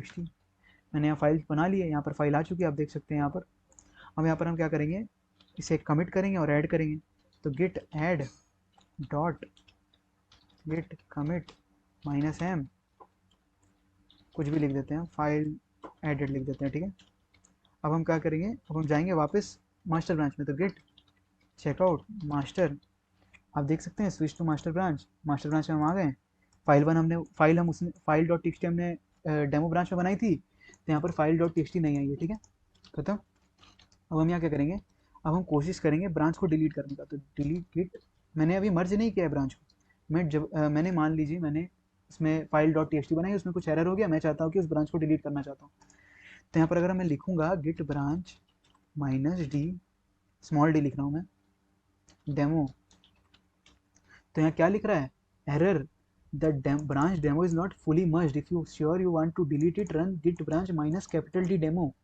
Minus small D demo तब चलेगा जब मैंने एक ब्रांच बनाई, उसे मेल मास्टर ब्रांच में मर्ज कर दिया, उसके बाद मैं उसे डिलीट कर सकता हूँ। पर मान लीजिए मैं चाहता हूँ कि मैंने एक ब्रांच बनाई, उस ब्रांच को मैंने मर्ज नहीं किया और मैं उस ब्रांच को डिलीट करना चाहता हूँ। तो मैं कौन सी कमांड चलाऊंगा, git branch minus capital D, इसे हम बोलते हैं hard delete, minus D demo, deleted branch demo, branch हमारी हो गई है डिलीट। तो यही था सॉफ्ट डिलीट और हार्ड डिलीट। आई होप कि आपको समझ आ गया होगा। अब हम एक चीज़ और करेंगे, अगर यहाँ पर हमारी सबसे पहले मेरी एक ब्रांच थी मास्टर, उसके बाद मैंने एक और ब्रांच बनाई गिट ब्रांच डेमो। ठीक है, इस फोल्डर में फिर मैं यहाँ पर ब्रांच शो कर रहा हूँ कि मेरी कौन कौन सी ब्रांच है गिट ब्रांच वाली कमांड से। तो यहाँ पर डेमो और मास्टर शो हो रहा है। अगर मैं चाहता हूँ कि ये जो डेमो नाम की जो ब्रांच है, इसका मैं नेम चेंज करना चाहता हूँ, इसे मैं रीनेम करना चाहता हूँ, तो वो हम कैसे करेंगे। तो सबसे पहले जिस ब्रांच का हमें नेम चेंज करना है उस ब्रांच में हम जाएंगे। तो पहले मैं करता हूँ गिट चेकआउट डेमो, हम डेमो वाली ब्रांच में आ गए, आप देख सकते हैं switch to demo branch, demo लिखा हुआ है यहाँ। अब हम क्या करेंगे, गिट ब्रांच माइनस एम, इसके बाद जो ब्रांच की हम न्यू नेम देना चाहते हैं वो हम यहाँ लिखेंगे, जैसे मैं देना चाहता था प्रोजेक्ट। एंटर मारा मैंने, तो आप देख सकते हैं यहाँ पर फाइल का जो नाम था, जो ब्रांच का हमारा जो नाम था यहाँ पर, तो आप देख सकते हैं यहाँ पर जो हमारा ब्रांच का नाम डेमो था वो चेंज हो चुका है प्रोजेक्ट में। मैं गिट ब्रांच कर भी दिखा देता हूँ आपको। जैसे हमने गिट ब्रांच किया, यहाँ पर देख सकते हैं मास्टर हो गया और वो जो डेमो वाली ब्रांच थी उसका नाम रीनेम होकर प्रोजेक्ट हो गया। तो यही था हम ब्रांच को कैसे रीनेम करते हैं। अगर आपको कुछ नहीं समझ में आया वीडियो में तो आप एक बार दोबारा जाएँ और दोबारा देखें, और देखने के बाद प्रैक्टिस करें। अगर आप साथ साथ प्रैक्टिस नहीं करेंगे तो आपको याद नहीं होगा ये चीज़। आप प्रैक्टिस करेंगे, आप अगर 2 बार कमिट कर लेंगे तो आपके हाथ अपने आप चलने लग जाएंगे। तो आप एक बार प्रैक्टिस करें, आपको पूरा समझ आने लग जाएगा। आप वीडियो के साथ चलें, मैं जैसे जैसे फाइल क्रिएट करता हूँ, जैसे जैसे करता हूँ, आप साथ में करते जाएं तो आपको समझ में आएगा। तो अगर आपको वीडियो नहीं समझ में आया तो मैं आपको दोबारा बोल रहा हूँ कि आप पीछे जाकर देखें, और अगर कोई प्रॉब्लम हो तो आप कमेंट करें मुझे, मैं अगले वीडियो में उसका सोल्यूशन दूंगा। तो ये हो गया। अब हम क्या करेंगे, ये हमारी हो गई ब्रांचिंग कंप्लीट, ठीक है। अब हम देखेंगे कि रिपोजिटरी कैसे बनाते हैं, और अपनी जो लोकल रिपोजिटरी है, जो भी हम चेंज कर रहे हैं अभी लोकल में हमारे सिस्टम पे, इसे हम गिटहब में कैसे सेंड कर सकते हैं। तो चलिए शुरू करते हैं।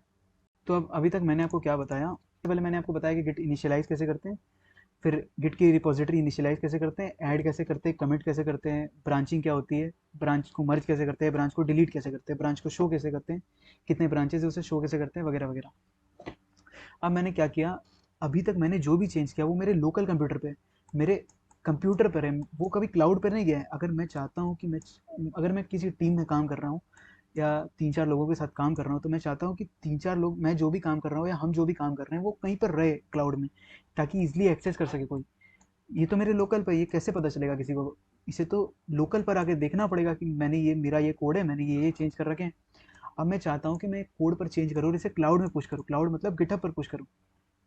तो मैं क्या करूँगा, तो चलिए स्टार्ट करते हैं। सबसे पहले मैं एक फोल्डर बना लेता हूँ यहाँ, फोल्डर का नाम मैं रख लेता हूँ, जैसे मैं लिख देता हूँ डेमो वेबसाइट, ठीक है।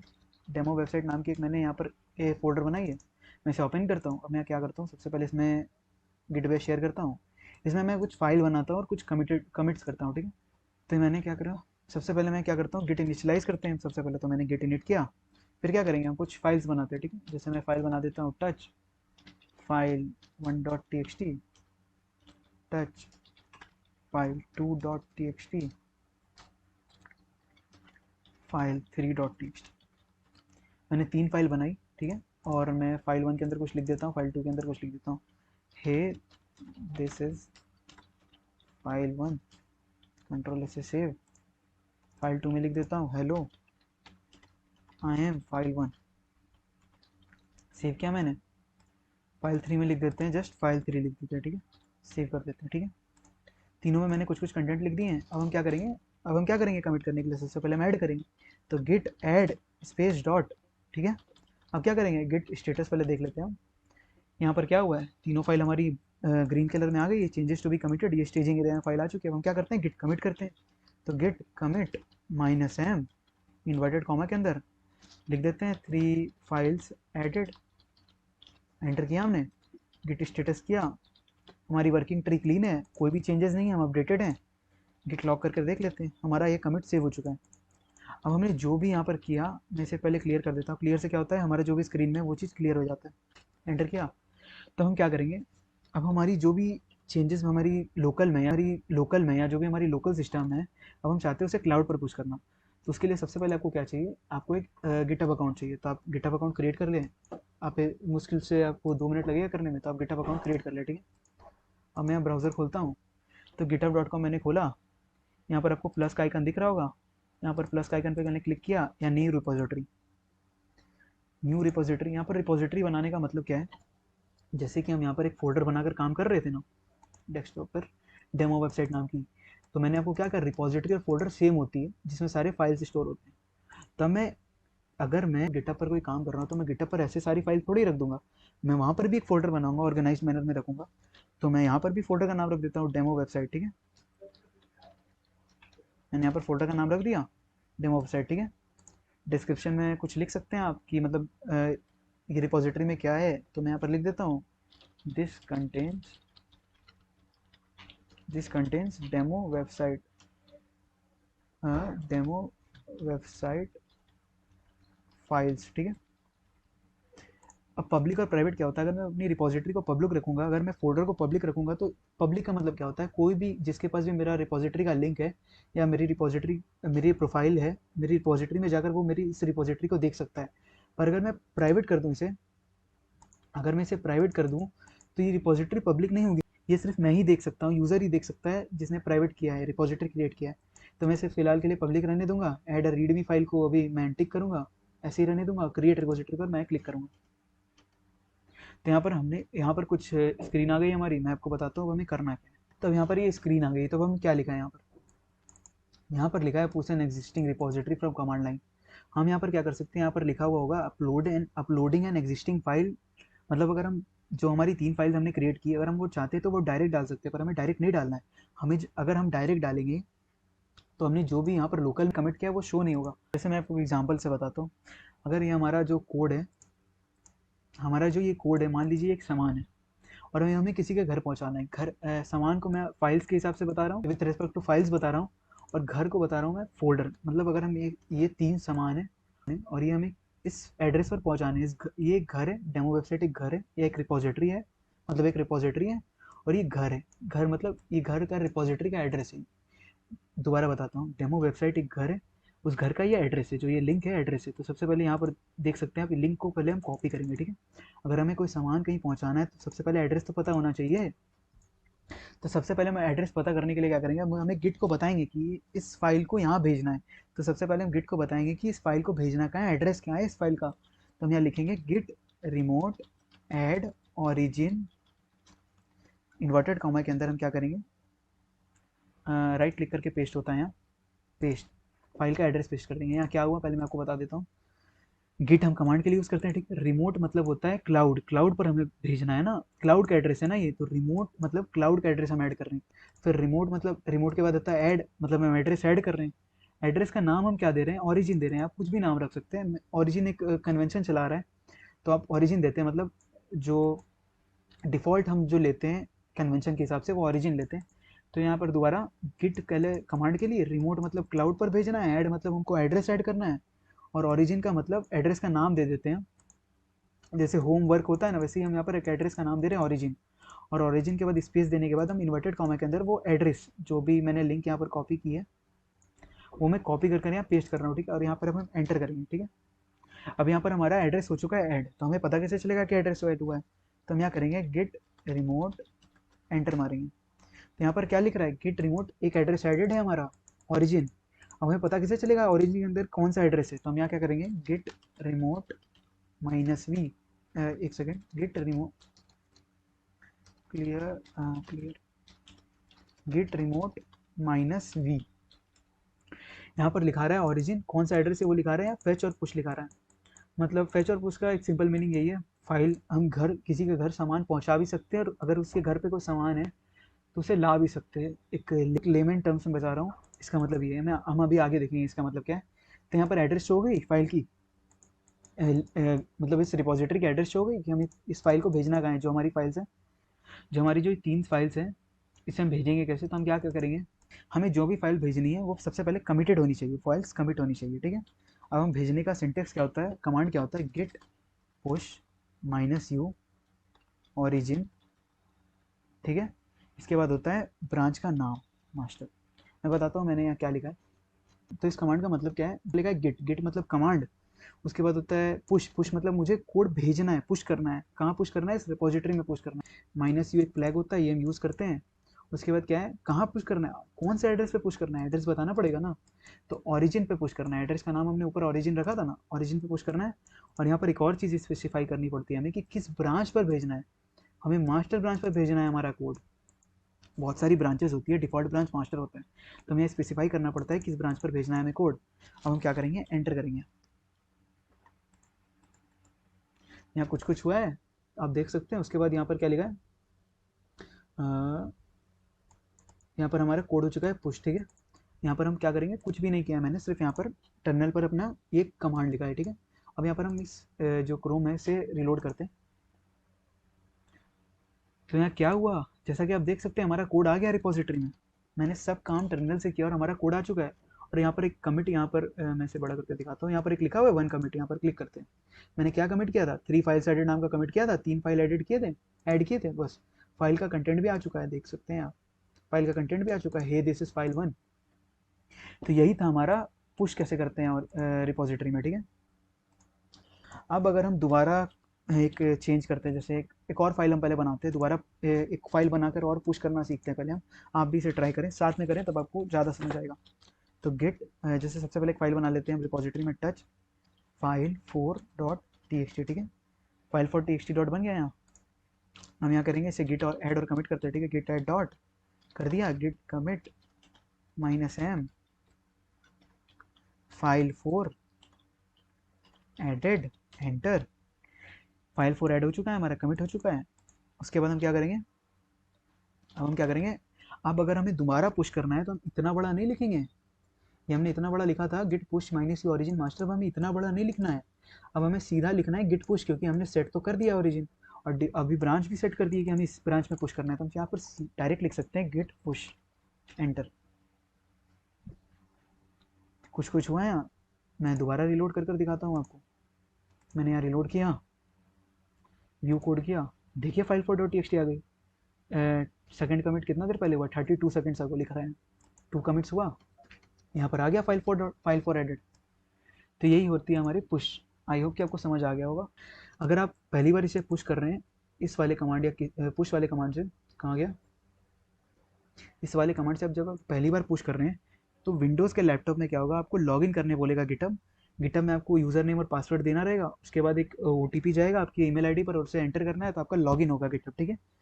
आप ऐसे ही किसी की रिपोजिटरी में भी, अगर मैं ये रिपोजिटरी यूज़ कर रहा हूँ, मान लीजिए मैं किसी और की रिपोजिटरी बना रखा हूँ, मैं एक अकाउंट है अमन फंगेरिया नाम का, ये अमन फंगेरिया एक्चुअली एक डेमो नाम का एक अकाउंट है, उसके अंदर एक डेमो वेबसाइट नाम की एक और रिपोजिटरी है, ठीक है।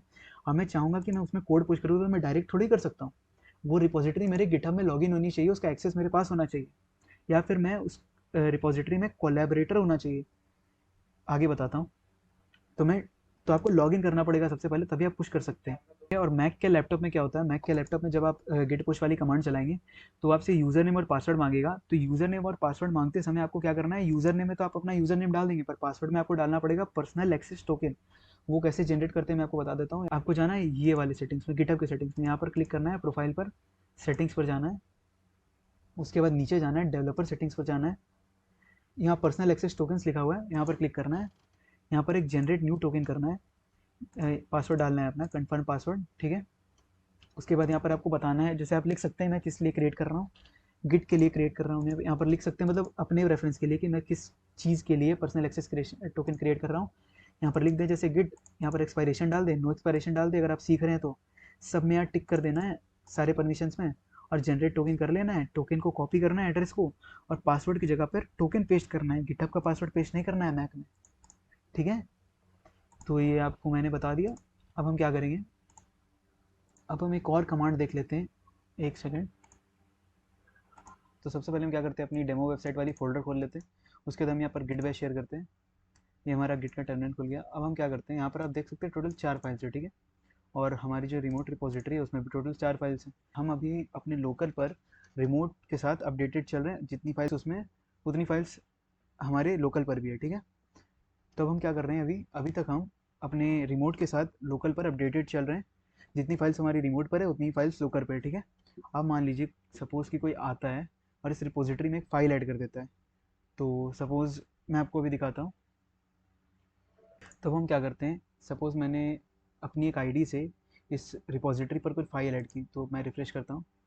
तो आप देख सकते हैं यहाँ पर एक इनपुट नाम की फ़ाइल ऐड हो गई है। किसने ऐड की है, लेज़ी होमीज़ 404 नाम की एक आईडी से एक इनपुट फ़ाइल ऐड हुई है। कमिट पे आपको दिखा देता हूँ जाकर, यहाँ पर क्या लिख रहा है, input file added by lazy homies, ठीक है। इसने एक फ़ाइल ऐड की, पर मेरे लोकल पर तो वो फाइल नहीं आई। मैं शो करता हूँ ये। तो मुझे क्या करना पड़ेगा इसे लोकल पर लाने के लिए, तो हम क्या करेंगे, यहाँ पर एक कमांड आता है, हम लिखते हैं गेट पुल करना पड़ेगा हमें। तो हम एंटर करते हैं, जैसे ही हमने गेट पुल किया यहाँ पर हमारी इनपुट फाइल आ गई। तो ये होता है गेट पुल का काम। अब हम इसे यूज़ कहाँ करते हैं, अगर सपोज कि अगर हम एक रिपोजिटरी में कुछ काम कर रहे हैं, वो किसी और की रिपोजिटरी में, एज ए कोलैबोरेटर उस रिपोजिटरी में काम कर रहे हैं, तो सिर्फ मैं ही थोड़ी अकेला कोलैबोरेटर हूँगा उस रिपोजिटरी में, बहुत सारे लोग होंगे। तो बहुत सारे लोग होंगे, तो अगर वो कुछ चेंज करेंगे तो मुझे भी तो अपडेटेड रहना पड़ेगा उस चेंज के साथ। तो मैं जब भी अपना काम स्टार्ट करूँगा, मैंने अभी कोई काम किया तब तक मैं एक रिपोजिटरी के साथ अपडेटेड था। अब क्या हुआ, 1 घंटे बाद मैं आया, अब उस रिपोजिटरी में किसी ने कोई भी चेंज किया होगा, तो मैं क्या करूँगा, सबसे पहले मैं आऊँगा और मैं क्या करूँगा, सबसे पहले मैं यूज़ करूँगा ये वाला कमांड जो होता है गेट पुल, ठीक है। गेट पुल करने के बाद मेरी लोकल पर वो फाइल आ जाएगी। तो इसके बाद जो हम चेंज करेंगे वो करेंगे। अगर हम अपनी लोकल को अपडेट किए बिना इसमें पुश करने की कोशिश करेंगे तो हमारी जो फाइल्स है वो पुश नहीं होगी। तो मैं दिखाता हूँ, सपोज़ कि अगर एक और फाइल हम ऐड करते हैं लेज़ी होमीज़ वाली आईडी से, आप खुद की रिपोजिटरी पर शो करता हूँ मैं। जब तो मैं इस टैब को मैंने इस टैब को रिफ्रेश किया है, तो यहाँ पर आप देख सकते हैं आउटपुट डॉट टीएक्सटी नाम की एक और फाइल ऐड हो गई है, lazy homies 404 output file added. ठीक है, मैं कमिट दिखाता हूँ, ये फोर्थ कमिट एक आईडी से हुई है मेरे रिपोजिटरी पर, आउटपुट फाइल एडेड। तो यहाँ पर क्या हुआ, एक आउटपुट फाइल आ गया है। अब मैंने आपको क्या कहा कि जब तक हम अपनी रिपोजिटरी अपडेटेड नहीं रखते हैं, लोकल रिपोजिटरी अपडेटेड नहीं रखते रिमोट रिपोजिटरी के साथ, तब तक हम कोई फाइल पुश नहीं कर सकते। तो सपोज़ कि अगर हम एक और फाइल बनाते हैं, यहाँ पर लोकल पर हम एक फाइल बनाते हैं गिट, जैसे फाइल हम बनाते हैं टच अमन डॉट टीएक्सटी। ठीक है, एक फाइल हमने बनाया, इसे पहले ऐड करते हैं, फिर इसे कमिट करते हैं। ठीक है, गिट कमिट -m अमन एडेड। ठीक है, हमने ये किया। अभी मैं एरेस्ट करके दिखाता हूँ। मैं अभी हमारे फोल्डर में सिर्फ इनपुट जो हमने पहले पुल की थी एक बार, बस उतनी फाइल है। आउटपुट वाली फाइल अभी हमने मेरे पास नहीं है। ठीक है, अब अगर मैंने एक फाइल अभी बनाई, कौन सी फाइल बनाई, अमन नाम की एक फाइल बनाई। ठीक है, अब मैं इसे अगर पुश करने की कोशिश करूँगा तो ये मुझे क्या थ्रो करता है। अगर मैं इसे पुश करने की कोशिश करूँगा तो ये क्या हो रहा है, यहाँ पर इसने मुझे एरर दी है। यहाँ पर क्या लिख रहा है, updates were rejected because the remote contents work that you do not have locally. इसका मतलब क्या है कि जो भी रिमोट में कुछ अपडेट हुए हैं या चेंजेस हुए हैं वो हमारे पास लोकली नहीं है, तब तक हम इसे पुश नहीं कर सकते। तो लिख रहा है, तो यहाँ पर लिखा हुआ है you may want to first integrate the remote changes, मतलब हमें सबसे पहले रिमोट चेंजेस जो हुए हैं उसे इंटीग्रेट करना पड़ेगा, अपने लोकल पर लाना पड़ेगा। तो गिट पुल करने बोल रहा है हमें बिफोर पुशिंग अगेन। तो हम यहाँ करते हैं, सबसे पहले गिट पुल करते हैं। जैसे ही हमने गिट पुल किया, यहाँ पर एक स्क्रीन आ गई है। सबसे पहले हम सिर्फ कुछ नहीं करना है इस स्क्रीन में, सिर्फ एस्केप का बटन दबाना है और कॉलन लिखना है और W लिखना है। ठीक है, एंटर किया हमने। अब हम जैसे ही ls करेंगे, यहाँ पर आप देख सकते हैं आउटपुट नाम की हमारी जो फाइल है वो आ चुकी है फोल्डर में। अब हम क्या करेंगे, अब सेम कमांड चलाएंगे गिट पुश वाली, तब ये वाली जो कमांड है ये चल जाएगी। तो ये वाली कमांड अब चल चुकी है। अब अपने जो फोल्डर है उसे जो हमारी जो ये टैब है हम इसे रिफ्रेश करके देखते हैं। तो जैसे ही हमने अपनी टैब को रिफ्रेश किया, यहाँ पर हमारी जो अमन डॉट टी वाली फाइल है ये ऐड हो चुकी है। तो ये होता है पुल का काम। आई होप कि आपको ये समझ आ गया होगा। तो चलिए एक और कमांड मैं आपको बताता हूँ। जैसे मैंने एक डेमो रिपोजिटरी खोल ली किसी की भी, और मैं चाहता हूँ कि ये रिपोजिटरी जो है रिमोट पर है, मैं चाहता हूँ ये रिपोजिटरी मेरे लोकल पर आ जाए सारी फाइल्स के साथ। ठीक है, तो मैं क्या करूँगा, एक कमांड होता है उसके लिए। जैसे यहाँ पर एक गिट बैश खोलेंगे, मैं गिट बैश खोलूँगा मैं। उसके बाद थोड़ा जूम करते हैं, यहाँ पर लिखते हैं गिट क्लोन इन्वर्टेड कॉमा के अंदर जो भी रिपोजिटरी हमको रिमोट से लोकल पर चाहिए, मतलब गिटहब पर कोई भी रिपोजिटरी और हमें वो मुझे लोकल पर चाहिए अपने। तो यहाँ पर क्लिक करेंगे, यहाँ पर नहीं, कोड पर जाएंगे, यहाँ पर क्लिक करेंगे, यहाँ पर कॉपी करेंगे। ठीक है, इसके बाद यहाँ पर आएंगे और यहाँ पर लिंक पेस्ट कर देंगे। ठीक है, एंटर करेंगे। यहाँ पर क्लोन होगा, क्लोन मतलब जो रिमोट पर किसी की रिपोजिटरी है उसका कॉपी बन जाना मेरे लोकल पर। तो देखिए रिफ्रेश करता हूँ मैं, यहाँ पर कहाँ गया, जैसा कि आप देख सकते हैं एग्जाम्पल्स डॉट सीपीपी नाम का ये फोल्डर आ गया मेरे पास, और मेन वाली जो फाइल है देख सकते हैं आप। तो रिपोजिटरी में जो रिपोजिटरी जो एग्जाम्पल डॉट सीपीपी थी वो मेरे पास आ गई, उसमें जो फाइल था मेन डॉट सीपीपी वो भी आ गया, और उसके साथ उसका गिट फोल्डर भी आ गया। गिट फोल्डर में उसके सारे डिटेल्स है, जैसे मैं जो उसने कमिट किया वो मेरे पास शो होंगे इस फोल्डर के अंदर। और एक और चीज़, मैं ओरिजिन सेट कर रहा था पहले, मैं जब मुझे कोड पुश करना था तो मैं ओरिजिन सेट कर रहा था ना। जब आप किसी रिपोजिटरी को क्लोन करते हैं तो उसका एड्रेस उसके साथ में आ जाता है। मान लीजिए अगर ये रिपोजिटरी मेरी होती और मैं अगर अपनी रिपोजिटरी को क्लोन करूँगा और उसमें कोई कोड डालूंगा या कोड कुछ भी एक नई फाइल डालूंगा और उसमें कुछ कमिट करके उसे पुश करने की कोशिश करूँगा, तो मुझे पहले से ही उसमें एड्रेस डला हुआ मिलेगा, मतलब हमें एड्रेस दोबारा उसमें बताने की ज़रूरत नहीं। मैं आपको दोबारा दिखाता हूँ। जैसे मैं खुद की रिपोजिटरी क्लोन करता हूँ, जैसे मैं खुद की कोई रिपोजिटरी क्लोन करता हूँ, जैसे पाइथन पैटर्न्स नाम की एक रिपोजिटरी। ठीक है, इसका मैंने लिंक किया कॉपी। जैसे मैं डेमो वेबसाइट के वाले फोल्डर के अंदर आता हूँ, यहाँ पर एक गिट बैश खोलता हूँ, पहले और सारे गिट बैश बंद कर देते हैं। तो यहाँ पर मैंने गिट बैश खोला, जूम करते हैं, क्या मैंने आपको सिंटेक्स बताया, गिट क्लोन इन्वर्टेड कॉमा के अंदर। पर मैंने क्या किया, गिट क्लोन, और लिंक पहले मैं कॉपी कर लेता हूँ, लिंक कॉपी नहीं हुआ, लिंक किया मैंने कॉपी, यहाँ गया पेस्ट किया, एंटर मारा, क्लोन हो रहा है मेरा सारा जो पैटर्न प्रोग्राम है। और फोल्डर के अंदर हम जाते हैं तो देख सकते हैं यहाँ पर पाइथन पैटर्न्स नाम का एक प्रोग्राम बन गया, डॉट गिट नाम का एक फोल्डर भी आ गया इसके साथ। अब मैं अगर इसमें गिट बैश खोलूँ और यहाँ पर लिखूँ गिट रिमोट गिट रिमोट किस लिए यूज़ करते थे हम? ताकि हमें पता चले कि कौन सा एड्रेस डाला हुआ है इसमें, रिपोजिटरी का कौन सा एड्रेस डाला हुआ है। गिट रिमोट क्या देख, यहाँ पर पहले से ओरिजिन डाला हुआ है। पहले तो अगर हम खुद की एक रिपोजिटरी नहीं क्रिएट करते तो उसमें ओरिजिन हमें डालना पड़ता है, पर जब हम क्लोन करते हैं तो जो रिपोजिटरी उसका एड्रेस साथ में आता है। अब हम गिट रिमोट माइनस वी करके देख सकते हैं एड्रेस क्या है। तो देख सकते हैं गिट रिमोट माइनस वी से ये एड्रेस शो कर रहा है रिपोजिटरी में क्या कौन सा एड्रेस डाला हुआ है।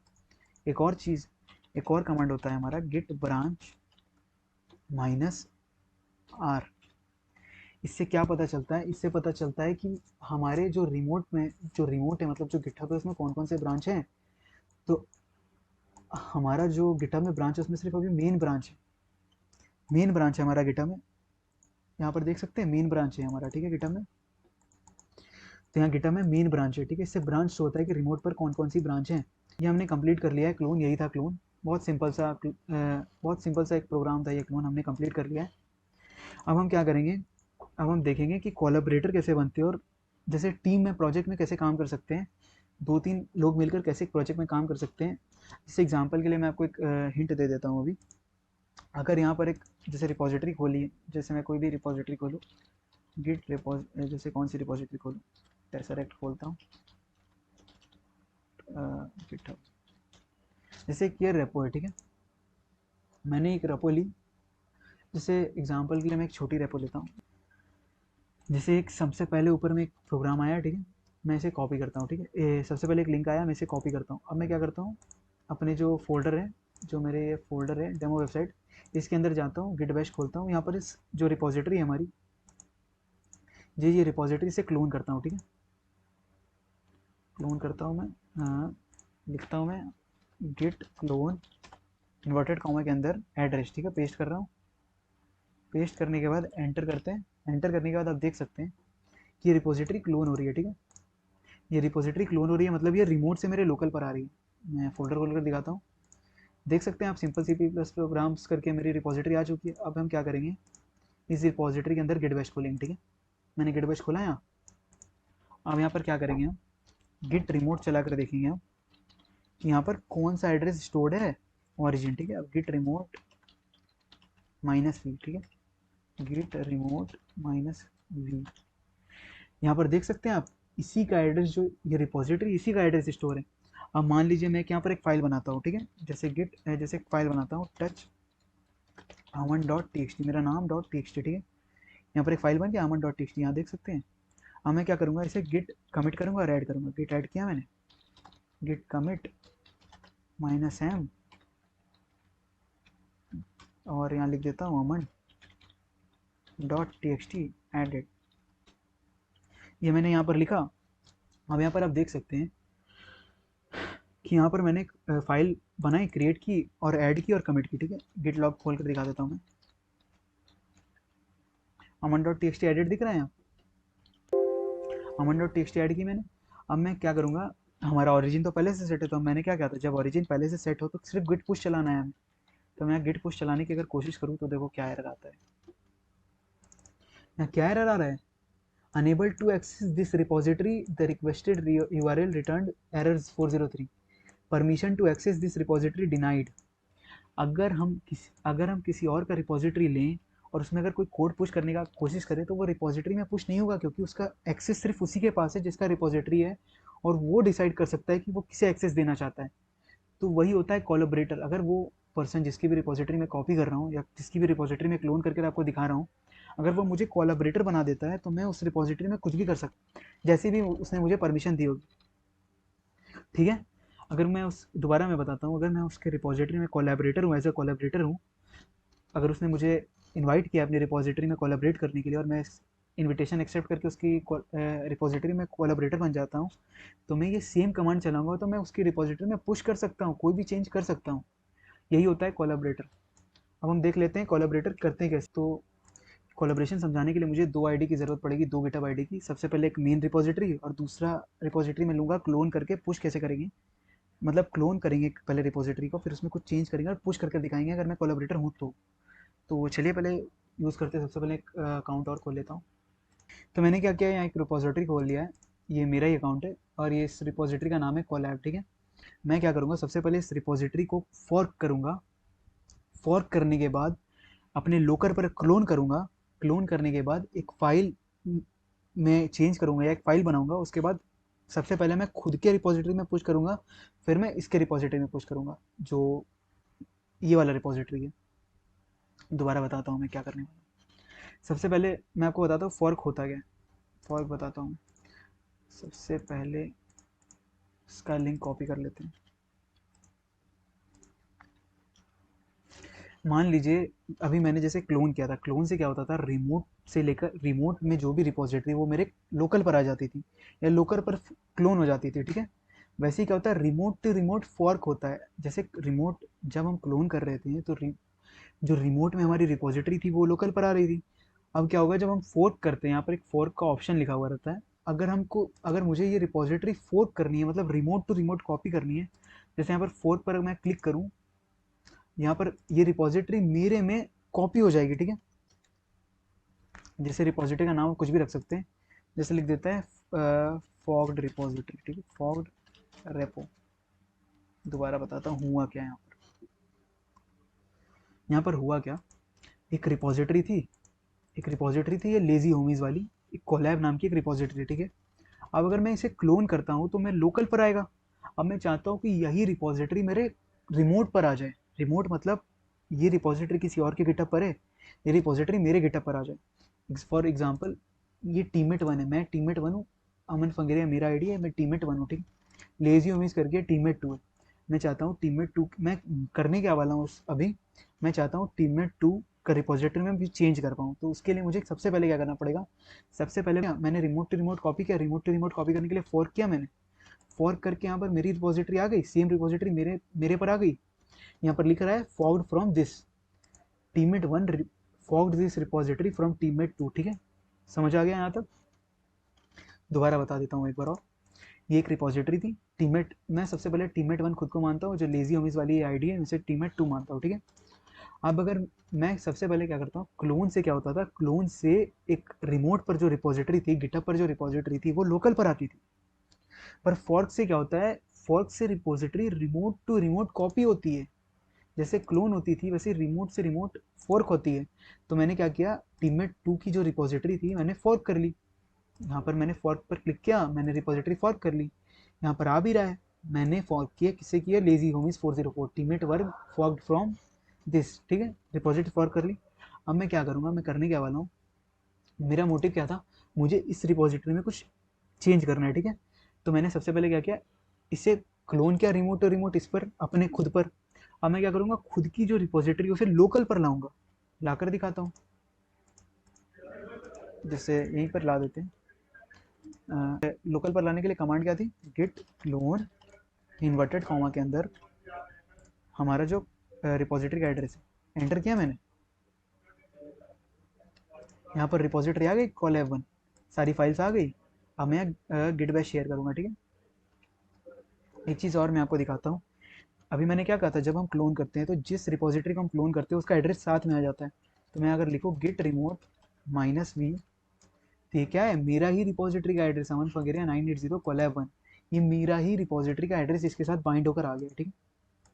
अब मैं क्या करने वाला हूँ, सबसे पहले मैंने इससे फोर्क किया, रिमोट टू रिमोट कॉपी हुआ। अब मैंने अपनी जो रिपॉजिटरी थी उसे लोकल पर फोर्क कर लिया, लोकल पर क्लोन कर लिया, ठीक है। मैंने खुद की जो रिपॉजिटरी थी उसे लोकल पर क्लोन कर लिया। अब मैं क्या करने वाला हूँ, लोकल पर मैंने क्लोन कर लिया। अब मैं क्लोन जो रिपॉजिटरी है, जो मेरी जो ये रिपॉजिटरी है, इस पर मैं कुछ चेंज करूँगा, फिर मैं खुद पर पुश करूँगा, खुद की रिपॉजिटरी पर, इस रिपॉजिटरी पर पुश करूँगा, फिर खुद की रेपो से जो ये लेजी उमीज वाली आईडी है इस पर पुश करूँगा। दोबारा दोबारा सबसे पहले मैंने क्या किया, कोलैब नाम की जो सब में टीम, हम लेजी उमीज को मैं टीममेट टू मानता हूँ, खुद की आईडी को मैं टीममेट वन मानता हूँ। टीममेट टू की जो रिपॉजिटरी है मैंने उसे फॉर्क किया, फॉर्क करने के बाद ये मेरे रिमोट पर आ गई। रिमोट से मैंने अपनी रिपॉजिटरी को क्लोन किया लोकल पर, लोकल पर मेरी क्लोन रिपॉजिटरी आ गई। अब मैं क्या करूँगा, मैं करने क्या वाला हूँ, मैं एक फाइल बनाऊंगा अपने लोकल पर, उसे ऐड कमिट करूँगा, फिर उसे अपने रिपॉजिटरी में पुश करूँगा, फिर खुद की रिपॉजिटरी से लेजी होमीज वाली जो टीममेट टू वाली रिपॉजिटरी है उस पर पुश करूँगा। मेन यही करना है मुझे। मैंने बहुत बार बता दिया, अब आपको समझ आ गया होगा, तो चलिए करते हैं। तो सबसे पहले हम क्या करेंगे, बहुत सारे गिट बैश खुल गए, मैं पहले बंद कर देता हूँ टर्मिनल को। सबसे पहले हम आ गए अपनी रिपॉजिटरी में। मैंने यहाँ किया गिट बाय शेयर। अब यहाँ हम क्या करेंगे, यहाँ पर हम लिखेंगे सबसे पहले फाइल और क्रिएट करेंगे, टच के नाम से मैंने एक फाइल क्रिएट की। अब क्या करेंगे, हम इसे ऐड करेंगे, पुश कर ऐड करेंगे, कमिट करेंगे, ठीक है। सबसे पहले हम करते हैं ऐड, फिर क्या करेंगे गेट कमिट -m, मैसेज डालेंगे अमन, डाल देते हैं अमन, अमन फाइल एडिट, ठीक है, ये मैंने कर दिया। अब हम क्या करेंगे, अब हम इसे सबसे पहले खुद पर पुश करेंगे। जो एक सेकेंड, हमारी जो ये खुद की रेपो है, फॉर्क्ड रेपो बोल रहे हैं जिसे हम, यहाँ पर हम पुश करेंगे, ठीक है। पुश करने के लिए हम क्या करेंगे, डायरेक्ट पुश करेंगे, क्योंकि हमारा जो एड्रेस था वो बाइंड होकर आया था, जैसा कि आप देख सकते हैं गिट रिमूव माइनस भी करने से। जब हम क्लोन करते हैं तो मैंने आपको बताया था कि एड्रेस जो जिस रिपोजिटरी को हम क्लोन करते हैं उसका एड्रेस बाइंड होकर आता है। तो हम यहाँ पर क्या करेंगे, डायरेक्ट पुश चलाएंगे, गिट पुश। ये मैंने गिट पुश किया, यहाँ पर कुछ कुछ हुआ, पुश हो गया, ठीक है। मैं रिलोड करता हूँ तो यहाँ पर देख सकते हैं अमन डॉट टी आ गया, ठीक है। पर यहाँ क्या हुआ, लेजी होमस को अगर मैं रिफ्रेश करूँ तो यहाँ पर अमन डॉट टी नहीं आया है। अब मैं क्या चाहता हूँ, अब मैं चाहता हूँ, यहाँ पर क्या लिख रहा है, this branch is 1 commit ahead of lazy homies. मैंने एक कमिट एक्स्ट्रा कर दिया, यहाँ पर 3 कमिट थे, मैंने 4 कमिट कर दिए। तो ये बोल रहा है कि मेरा जो ब्रांच है वो लेजी होमीज वाले ब्रांच से एक कमिट आगे चल रहा है, मैं आगे चल रहा हूँ खुद के ब्रांच में। तो मैं चाहता हूँ कि लेजी होमीज में भी मैं पुश करूँ ये कोड को। तो मैं क्या करूँगा, सबसे पहले एक और चीज़, हम जिस रिपोजिटरी को फोर्क करते हैं उस रिपोजिटरी को हम बोलते हैं अपस्ट्रीम यूआरएल, अपस्ट्रीम रिपोजिटरी बोलते हैं।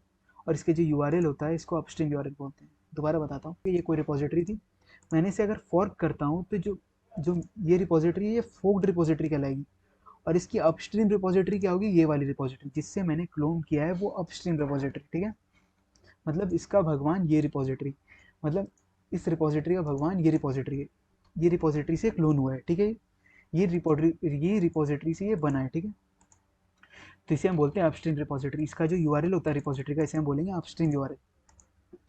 तो अब मैं क्या करूँगा, सबसे पहले मैं अब मैं क्या करूँगा, मैं आपको बताता हूँ। अब मैं कोड पुश करने की कोशिश करूँगा लेजी होमिज में। तो मैंने सबसे पहले आपको क्या बताया था जब मैं आपको पुश करने सिखा रहा था, जब हमें कोई भी सामान किसी के यहाँ पहुँचाना होता है तो हमें उसका एड्रेस पता होना चाहिए। तो अभी गिट को किसका एड्रेस पता है, गिट को मेरा एड्रेस पता है, अपस्ट्रीम का तो एड्रेस नहीं पता है। मुझे इसमें पुश करना है ना लेजी होमीज वाले में, तो इसका एड्रेस तो गिट को नहीं पता है। तो हम गिट को बताएंगे कि इसका एड्रेस होता क्या है। तो कैसे बताते थे, गेट रिमोट एड ओरिजिन, तो पहले से ओरिजिन कौन सा एड्रेस है, हमारा एड्रेस ओरिजिन है। मैं तो हम यहाँ पर दूसरा एड्रेस डालेंगे। तो कन्वेंशनली मैंने अभी आपको कहा उसे अपस्ट्रीम बोलते हैं।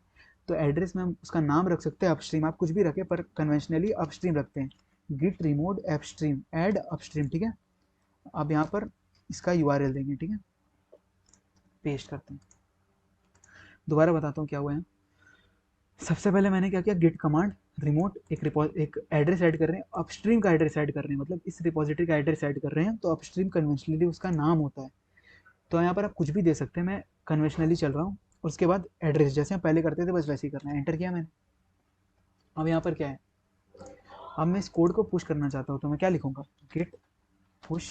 यहाँ पर हम डायरेक्ट गिट पुश नहीं यूज़ करेंगे, क्योंकि अब तो यहाँ 2 एड्रेसेस है, हमें बताना पड़ेगा कि किसमें हमें कोड पुश करना है। तो गिट पुश -u, किस एड्रेस पर पुश करना है, अपस्ट्रीम पर पुश करना है। पहले हम ओरिजिन लिखते थे पर अब अपस्ट्रीम पर पुश करना है। ओरिजिन पर तो हमारा पहले ही पुश हो चुका है। तो गिट पुश -u अपस्ट्रीम। उसके बाद किस ब्रांच में पुश करना है, मेन ब्रांच में पुश करना है। कौन सी ब्रांच है, मेन ब्रांच। तो मेन ब्रांच में पुश करना है तो अपस्ट्रीम में एंटर किया मैंने। क्या लिखा है, permission to access this denied to Aman फंगेरिया। अरे अगर ऐसा होता कि मैं किसी की भी रिपोजिटरी में पुश कर पाता कोड तो फिर ऐसे तो बहुत बड़ी दिक्कत हो जाती। तो यहाँ पर क्या हुआ, क्योंकि इस ये रिपोजिटरी किसी और की है तो मैं इसमें डायरेक्ट थोड़ी पुश कर सकता हूँ। सबसे पहले मुझे इससे परमिशन लेनी पड़ेगी कि मैं आपकी रिपोजिटरी में पुश कर सकता हूँ क्या, ये मुझे परमिशन देगा तब मैं पुश कर पाऊंगा। तो इसी को बोलते हैं कोलैबोरेशन करना। ये मुझे कोलैबोरेटर बनाएगा, एज अ कोलैबोरेटर मुझे इनवाइट करेगा, मैं इनवाइट एक्सेप्ट करूँगा, फिर मैं एक पुश कर सकता हूँ कोड। तो चलिए वो करके देखते हैं। सबसे पहले हमें क्या करना पड़ेगा, लेजी होमीज वाली आईडी में आता हूँ, मतलब जिसकी रिपोजिटरी हम यूज़ कर रहे हैं तो उससे ना वो ना हमें परमिशन दे सकता है। तो लेजी होमीज वाली आईडी है, ठीक है। यहाँ पर हम सेटिंग में गए, जो भी मेन रिपोजिटरी बनाएगा वो आपको परमिशन देगा। तो इसकी रिपोजिटरी है लेजी होमीज की, मान लीजिए मैं लेजी होमीज हूँ, ये मतलब ये मेरी रिपोजिटरी है। तो ये रिपोजिटरी में मैं गया, फिर कोलैबोरेटर में मैं गया, सेटिंग में गया, फिर कोलैबोरेटर में गया। यहाँ पर मैंने 2 कोलैबोरेटर पहले से बना रखे हैं, फिर मैं एक और कोलैबोरेटर बनाता हूँ, ऐड पीपल किया, मैंने अब अपना नाम देना है यहाँ पर, तो अमन फंगेरिया, यहाँ पर मेरा आ गया, यहाँ पर ऐड अमन फंगेरिया टू दिस रिपोजिटरी, ऐड किया मैंने। यहाँ क्या रहा, वेटिंग अमन फंगेरिया रिस्पॉन्स, मतलब इसने मुझे इनवाइट भेजा है कि आओ मेरी रिपोजिटरी में चेंज करो या एडिट करो। अब मैं इसे एक्सेप्ट करूंगा, तो मैं जाऊंगा अपनी मेल आईडी पर, यहाँ पर क्या है, lazy homies 404 invited you to this, ये जो अकाउंट है इसने मुझे इनवाइट किया है कोलैबोरेट करने के लिए इस रिपोजिटरी पर, तो मैं क्या करूंगा, एक्सेप्ट और डिक्लाइन पर क्लिक करूंगा और यहाँ पर इन्विटेशन एक्सेप्ट कर लूंगा। एक्सेप्ट किया मैंने इन्विटेशन। अब लिख रहा है यहाँ पर, देखिए यहाँ क्या लिख रहा है, you have now push access to this repository, पहले मैं पुश नहीं कर पा रहा था, मुझे पुश एक्सेस मिल चुका है। अब मैं सेम कमांड दोबारा चलाता हूँ, एंटर किया मैंने, आप देख सकते हैं यहाँ पुश हो चुका है। यहाँ पर कहीं पर भी मुझे एरर नहीं थ्रो हुई है। तो मैं दोबारा जाता हूँ, पहले मैं इसे बंद करता हूँ, अब यहाँ मैं इसे रिफ्रेश करता हूँ, ठीक है। तो अमन डॉट टी एक्स टी यहाँ आ गया, 4 कमिट्स में गए, अमन फाइल एडिट, लेजी होमीज वाली रिपोजिटरी में मैं पुश कर पाया अपना कोड।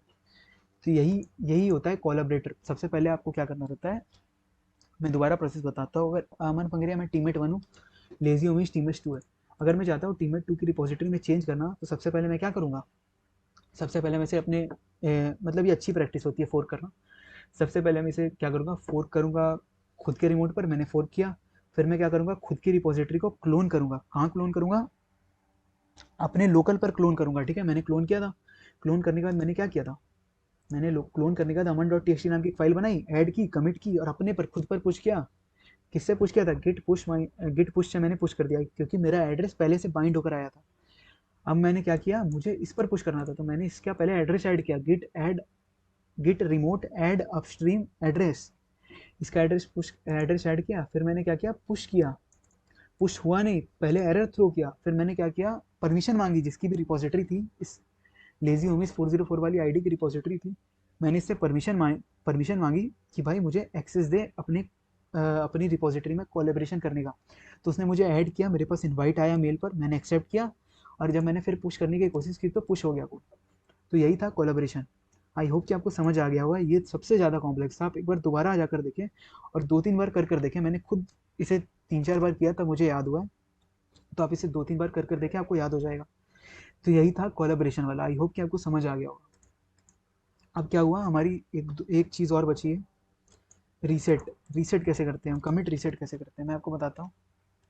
सबसे पहले मैं इसे बंद कर देता हूँ, ठीक है। अब हम क्या करेंगे, सबसे पहले मैं एक फ़ोल्डर बनाते हैं, ठीक है, एक नया फ़ोल्डर बनाते हैं। यहाँ पर एक फ़ोल्डर का नाम रखते हैं, जैसे डेमो ही रख देते हैं, ठीक है। एंटर किया मैंने, यहाँ पर एक न्यू फाइल बनाई, साथ में करते हैं इसे।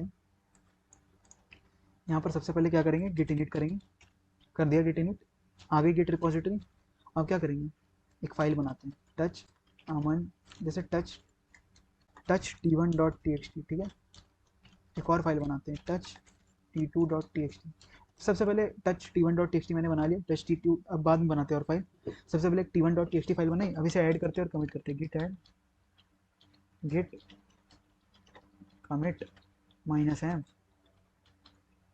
यहाँ क्या करेंगे, t1 एडेड लिख देते हैं, ठीक है, हो गया। अब हम क्या करेंगे, दोबारा एक फाइल बनाते हैं, टच t2.txt, ठीक है, कर लिया हमने। अब इसे भी ऐड करते हैं और कमिट करते हैं, ऐड किया मैंने, गिट कमिट किया,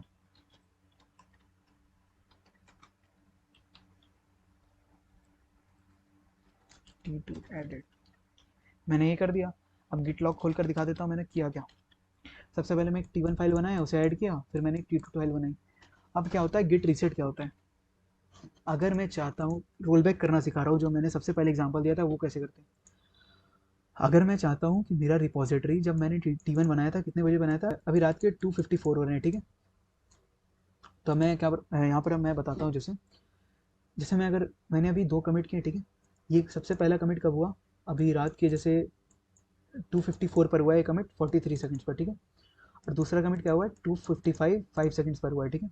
अब मैं चाहता हूँ कि मेरा जो फाइल था, जो भी मेरा फोल्डर था, वो इस टाइम पर जैसा भी था, मतलब जो मैंने पहला कमिट किया था उस टाइम पर जैसा भी था, मुझे फोल्डर वैसा चाहिए। मुझे इस समय तक मेरा जैसा इस समय मेरा जैसा फोल्डर का कंटेंट था, मुझे वैसा चाहिए, मुझे कोई कमिट नहीं चाहिए। तो उसके लिए आता है गिट रीसेट कमांड। तो यहाँ पर क्या लिखते हैं, इसका सिंटेक्स क्या होता है, गिट रीसेट स्पेस अब क्या होता है। अब एग्जांपल दिखाता हूँ। सबसे पहले मैं आपको एक इंपॉर्टेंट चीज़ बताता हूँ। अगर मुझे इस टाइम पर जैसा भी मेरा फोल्डर था वो चाहिए, तो मैं इसका हैश कॉपी करूँगा। ये हैश होता है, मैंने आपको पहले बताया था। तो मैं इसका हैश कॉपी करूँगा, ठीक है। मैंने इसका हैश कॉपी किया, तो जब मैं गिट रीसेट और पेस्ट किया, ठीक है, मैंने हैश हैश पेस्ट कर दिया गिट रीसेट। अगर मुझे जिस टाइम पर भी मेरा जैसा फोल्डर था मुझे चाहिए, तो सबसे जैसे मेरा फोल्डर मुझे इस टाइम पर जैसा था वैसा चाहिए, इसके बाद जो भी हुआ मुझे उससे कोई मतलब नहीं, मुझे वो नहीं चाहिए, वो हट जाना चाहिए। तो मैंने क्या किया, इसका हैश कॉपी किया। अब इसका हैश कॉपी करने से क्या होगा, जब मैं ये कमांड चलाऊंगा गेट रीसेट, ये वाली एंटर, तो मैं क्या होगा, इसके ऊपर जो भी कमिट है वो सारी हट जाएंगी। जितनी ऊपर कमिट, अगर ऊपर और 4-5 कमिट रहती तो सारी कमिट हट जाती। मैं आपको दिखाता हूँ, जैसे गिट लॉग कर दोबारा गिट लॉग, देख सकते हैं जो मैंने कमिट का एड्रेस डाला था सिर्फ वही है, इसके ऊपर सारा कमिट हट गया है। अब कमिट तो हट गया, पर यहाँ फाइल तो है, मेरी फाइल है, मेरी हिस्ट्री सेव, हिस्ट्री जो मैंने सेव की थी, T1 पहले मैंने बनाया, T2 मैंने दोबारा बनाया, तो T1 वाली हिस्ट्री थी और जो T2 वाली हिस्ट्री थी, दोनों हिस्ट्री सेव थी। अब मैंने जैसे ही गिट रीसेट ये वाला एड्रेस डाला, जो सबसे पहला वाला रिपोजिटरी जो एड्रेस था कमिट का हैश था, उसके ऊपर जितनी भी कमिट थी सारे हट गई। तो जो हिस्ट्री, तो यहाँ पर फाइल तो डिलीट नहीं हुआ हमारा, हुआ क्या यहाँ पर, कमिट हटे मेरे, फाइल क्यों हटेगी, मैंने हिस्ट्री ना सेव की थी, तो हिस्ट्री हट गई। अगर मैं यहाँ पर गिट स्टेटस करूँ, तो ये जो मेरी फाइल थी अनट्रैक्ड फाइल में आ गई। ये फाइल पहले कमिटेड थी, अब ये फाइल आ गई, इसका आता पता नहीं है इसे फाइल को, अगर अब मैंने कमिट कर दी इसे, फाइल को अनट्रैक्ड फाइल में आ गई। अब मैं इसे रिमूव कर दूंगा, आर एम माइनस, रिमूव करने के लिए R M space minus R F, उसके बाद फाइल का नाम, ठीक है, t2.txt। मैंने रिमूव कर दी, मैं दोबारा गिट स्टेटस चलाऊंगा, मेरा वर्किंग ट्री क्लीन है, मेरा फोल्डर जैसे था वैसा है। तो दोबारा बताता हूँ हुआ क्या। जब हम रीसेट करते हैं, तो अगर जब भी हम जो भी हैश रीसेट करते हैं, उसके ऊपर जितने भी कमिट है वो सारे हट जाते हैं। और हटने के बाद फाइल डिलीट नहीं होते, जो भी मैंने चेंजेस किए वो डिलीट नहीं होते हैं, वो चेंजेस अनट्रैक्ड में आ जाते हैं। अनट्रैक्ड से वो चेंजेस मैं हटा दूंगा, बस हो गया। यही होता है रीसेट करना, यही होता है रोल बैक करना। मैंने T2 में एक, मैंने T1 एक कोड बनाया, T2 एक कोड बनाया, T2 में कोई एरर आ गया, उसके चलते मेरा कोड काम नहीं कर रहा है, तो मैंने T2 को किया, कमिट से हटाया, उसे रीसेट किया, वो अनट्रैक्ड में आ गया, फिर मैंने उसे रिमूव कर दिया, मेरा कोड जैसा था पहला वैसा का वैसा है। यही होता है रोल बैक करना।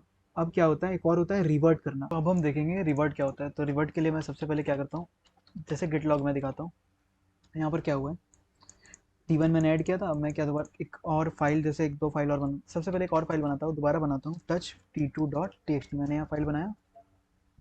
उसके बाद हम क्या करेंगे, इसे पहले ऐड कर देते हैं, फिर क्या करेंगे, गिट कमिट करेंगे, ठीक है, गिट कमिट -m, लिख देते हैं T2, एक सेकेंड, T2 फाइल एडेड, ठीक है, ये हमने कर दिया। अब हम क्या करेंगे, अब मान लीजिए मैंने एक फाइल बनाई, अब इसे मैं डिलीट कर देता हूँ। तो डिलीट करने के लिए होता है RM-RF रिमूव, फोर्स रिमूव, ठीक है, T2.txt।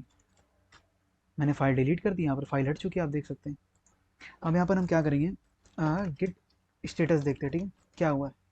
यहाँ पर शो हो रहा है कि फाइल जो हमारी T2.txt थी वो डिलीट हो गई है। तब हम इसे भी ऐड करके कमिट करेंगे, हमारे जो भी चेंज होते हैं वो हमें कमिट करने पड़ते हैं, तो हम इसे कमिट करेंगे, Git add git commit -m, यहाँ लिख देते हैं,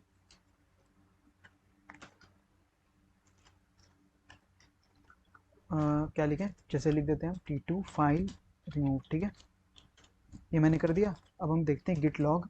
गिट लॉग को एक लाइन में देखने का एक तरीका होता है, गिट लॉग -1 लाइन, ठीक है, एक लाइन से शो होता है यहाँ पर। तो यहाँ क्या हुआ, सबसे पहले मैंने T1 ऐड किया था, फिर T2 फाइल ऐड किया था, फिर T2 को मैंने रिमूव कर दिया था, ठीक है। अब अगर हम चाहते हैं कि मान लीजिए मैंने गलती से T2 रिमूव कर दिया, ठीक है, और मैंने गलती से कमिट कर दिया, मैं चाहता हूँ पहले वापस वो वापस आ जाए, तो मैं क्या करूँगा, रिवर्ट का यूज़ करूँगा। मैं रिवर्ट करूँगा, टाइम में पीछे जाऊँगा, और वो तो सिंटेक्स क्या होता है, सबसे पहले लिखते हैं गिट रिवर्ट, उसके बाद जो ये हैश होता है, हैश को कॉपी करेंगे, कॉपी किया मैंने और पेस्ट किया और एंटर मारा। यहाँ पर कुछ नहीं करना है आपको, यहाँ पर एक इंटरफेस खुल गया है, थोड़ा सा ख़राब इंटरफेस है, पर कुछ नहीं करना है आपको। सबसे पहले आपको सिर्फ कीबोर्ड में एस्केप का बटन दाबना है, एस्केप आपने की दाब दी, फिर कॉलन WQ, यहाँ पर आप देख सकते हैं कॉलन पहले लिखना है, पहले एस्केप का बटन मैंने दाबा, फिर कॉलन, फिर WQ, W for right and quit, enter मारा, बाहर आ गया मैं। अब मैं देखता हूँ, देख सकते हैं मेरा T2 फाइल वापस आ गया है। अब मैं गिट स्टेटस देखता हूँ पहले क्या हुआ है। गिट स्टेटस में कुछ भी नहीं हुआ है। अब मैं गिट लॉग कर कर देखता हूँ। तो जैसा कि आप देख सकते हैं हुआ क्या यहाँ पर, सबसे पहले मैंने T1 ऐड किया, फिर T2 फाइल ऐड किया, फिर मैंने T2 को रिमूव किया था। अब क्या हुआ, मैंने T2 फाइल को वापस लाया, तो यहाँ पर इसने क्या किया, इस कमिट को हटाया नहीं, इसने एक नया कमिट बना दिया और उसमें लिख दिया रिवर्ट किया है मैंने। इस जो पहली वाली कमिट थी, इस कमिट को मैंने रिवर्ट किया है। मतलब T2 फाइल रिमूव जो मैंने किया था उसे रिवर्ट कर दिया, मतलब मैंने उसे रिवर्ट कर दिया, मैंने वो एक्शन रिवर्ट कर दिया, ठीक है। तो यही होता है रिवर्ट। आई होप कि आपको समझ आ गया होगा। तो यहाँ तक हो गया हमारा। अब एक और चीज़ बची है हमारी, गिट इग्नोर।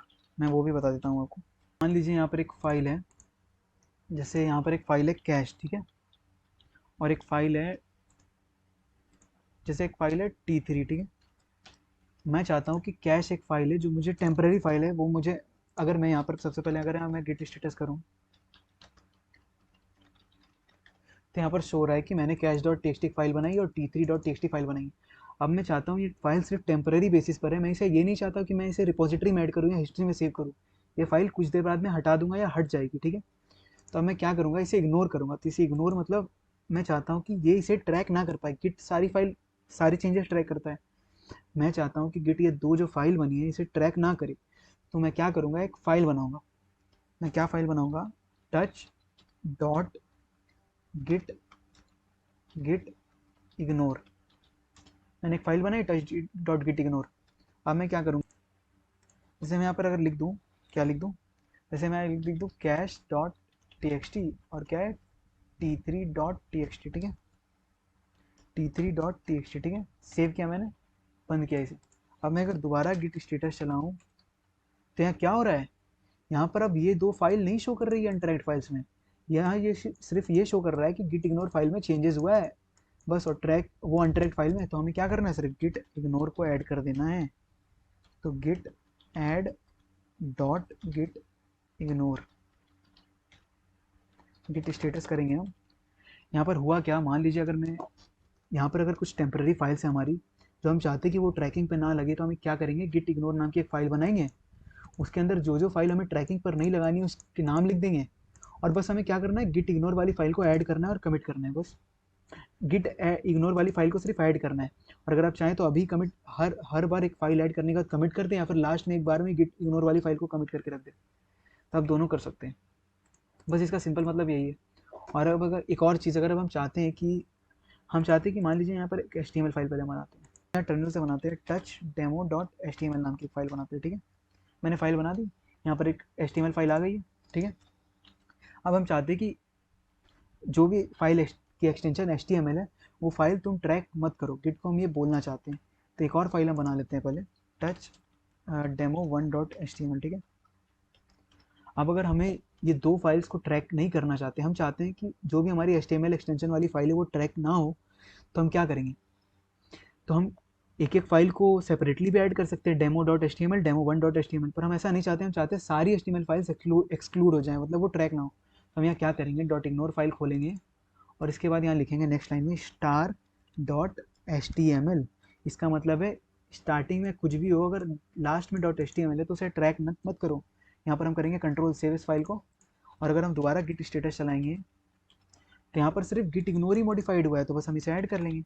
वो दो फाइल जो मैंने बनाई वो ट्रैकिंग पर नहीं है, तो यहाँ पर सिर्फ गिट इग्नोर कर लेंगे। यही होता है गिट इग्नोर का काम। दोबारा मैं गिट स्टेटस चला कर देख ले रहा हूँ, तो आप देख सकते हैं डेमो वाली कोई भी फाइल नहीं आई है, HTML वाली HTML एक्सटेंशन वाली कोई भी फाइल नहीं आई है। तो ये हो गया हमारा गिट ख़त्म फ़िलहाल के लिए। तो मुझे जितना आता था मैंने आपको पूरा बताया, एग्जांपल्स के साथ बताया। तो आई होप कि आपको समझ आया हो। अगर नहीं समझ में आया तो आप वीडियो दोबारा देखें या फिर कमेंट करें, मैं पूरी कोशिश करूँगा आपको बताने की। तो thanks for watching guys, see you in next video.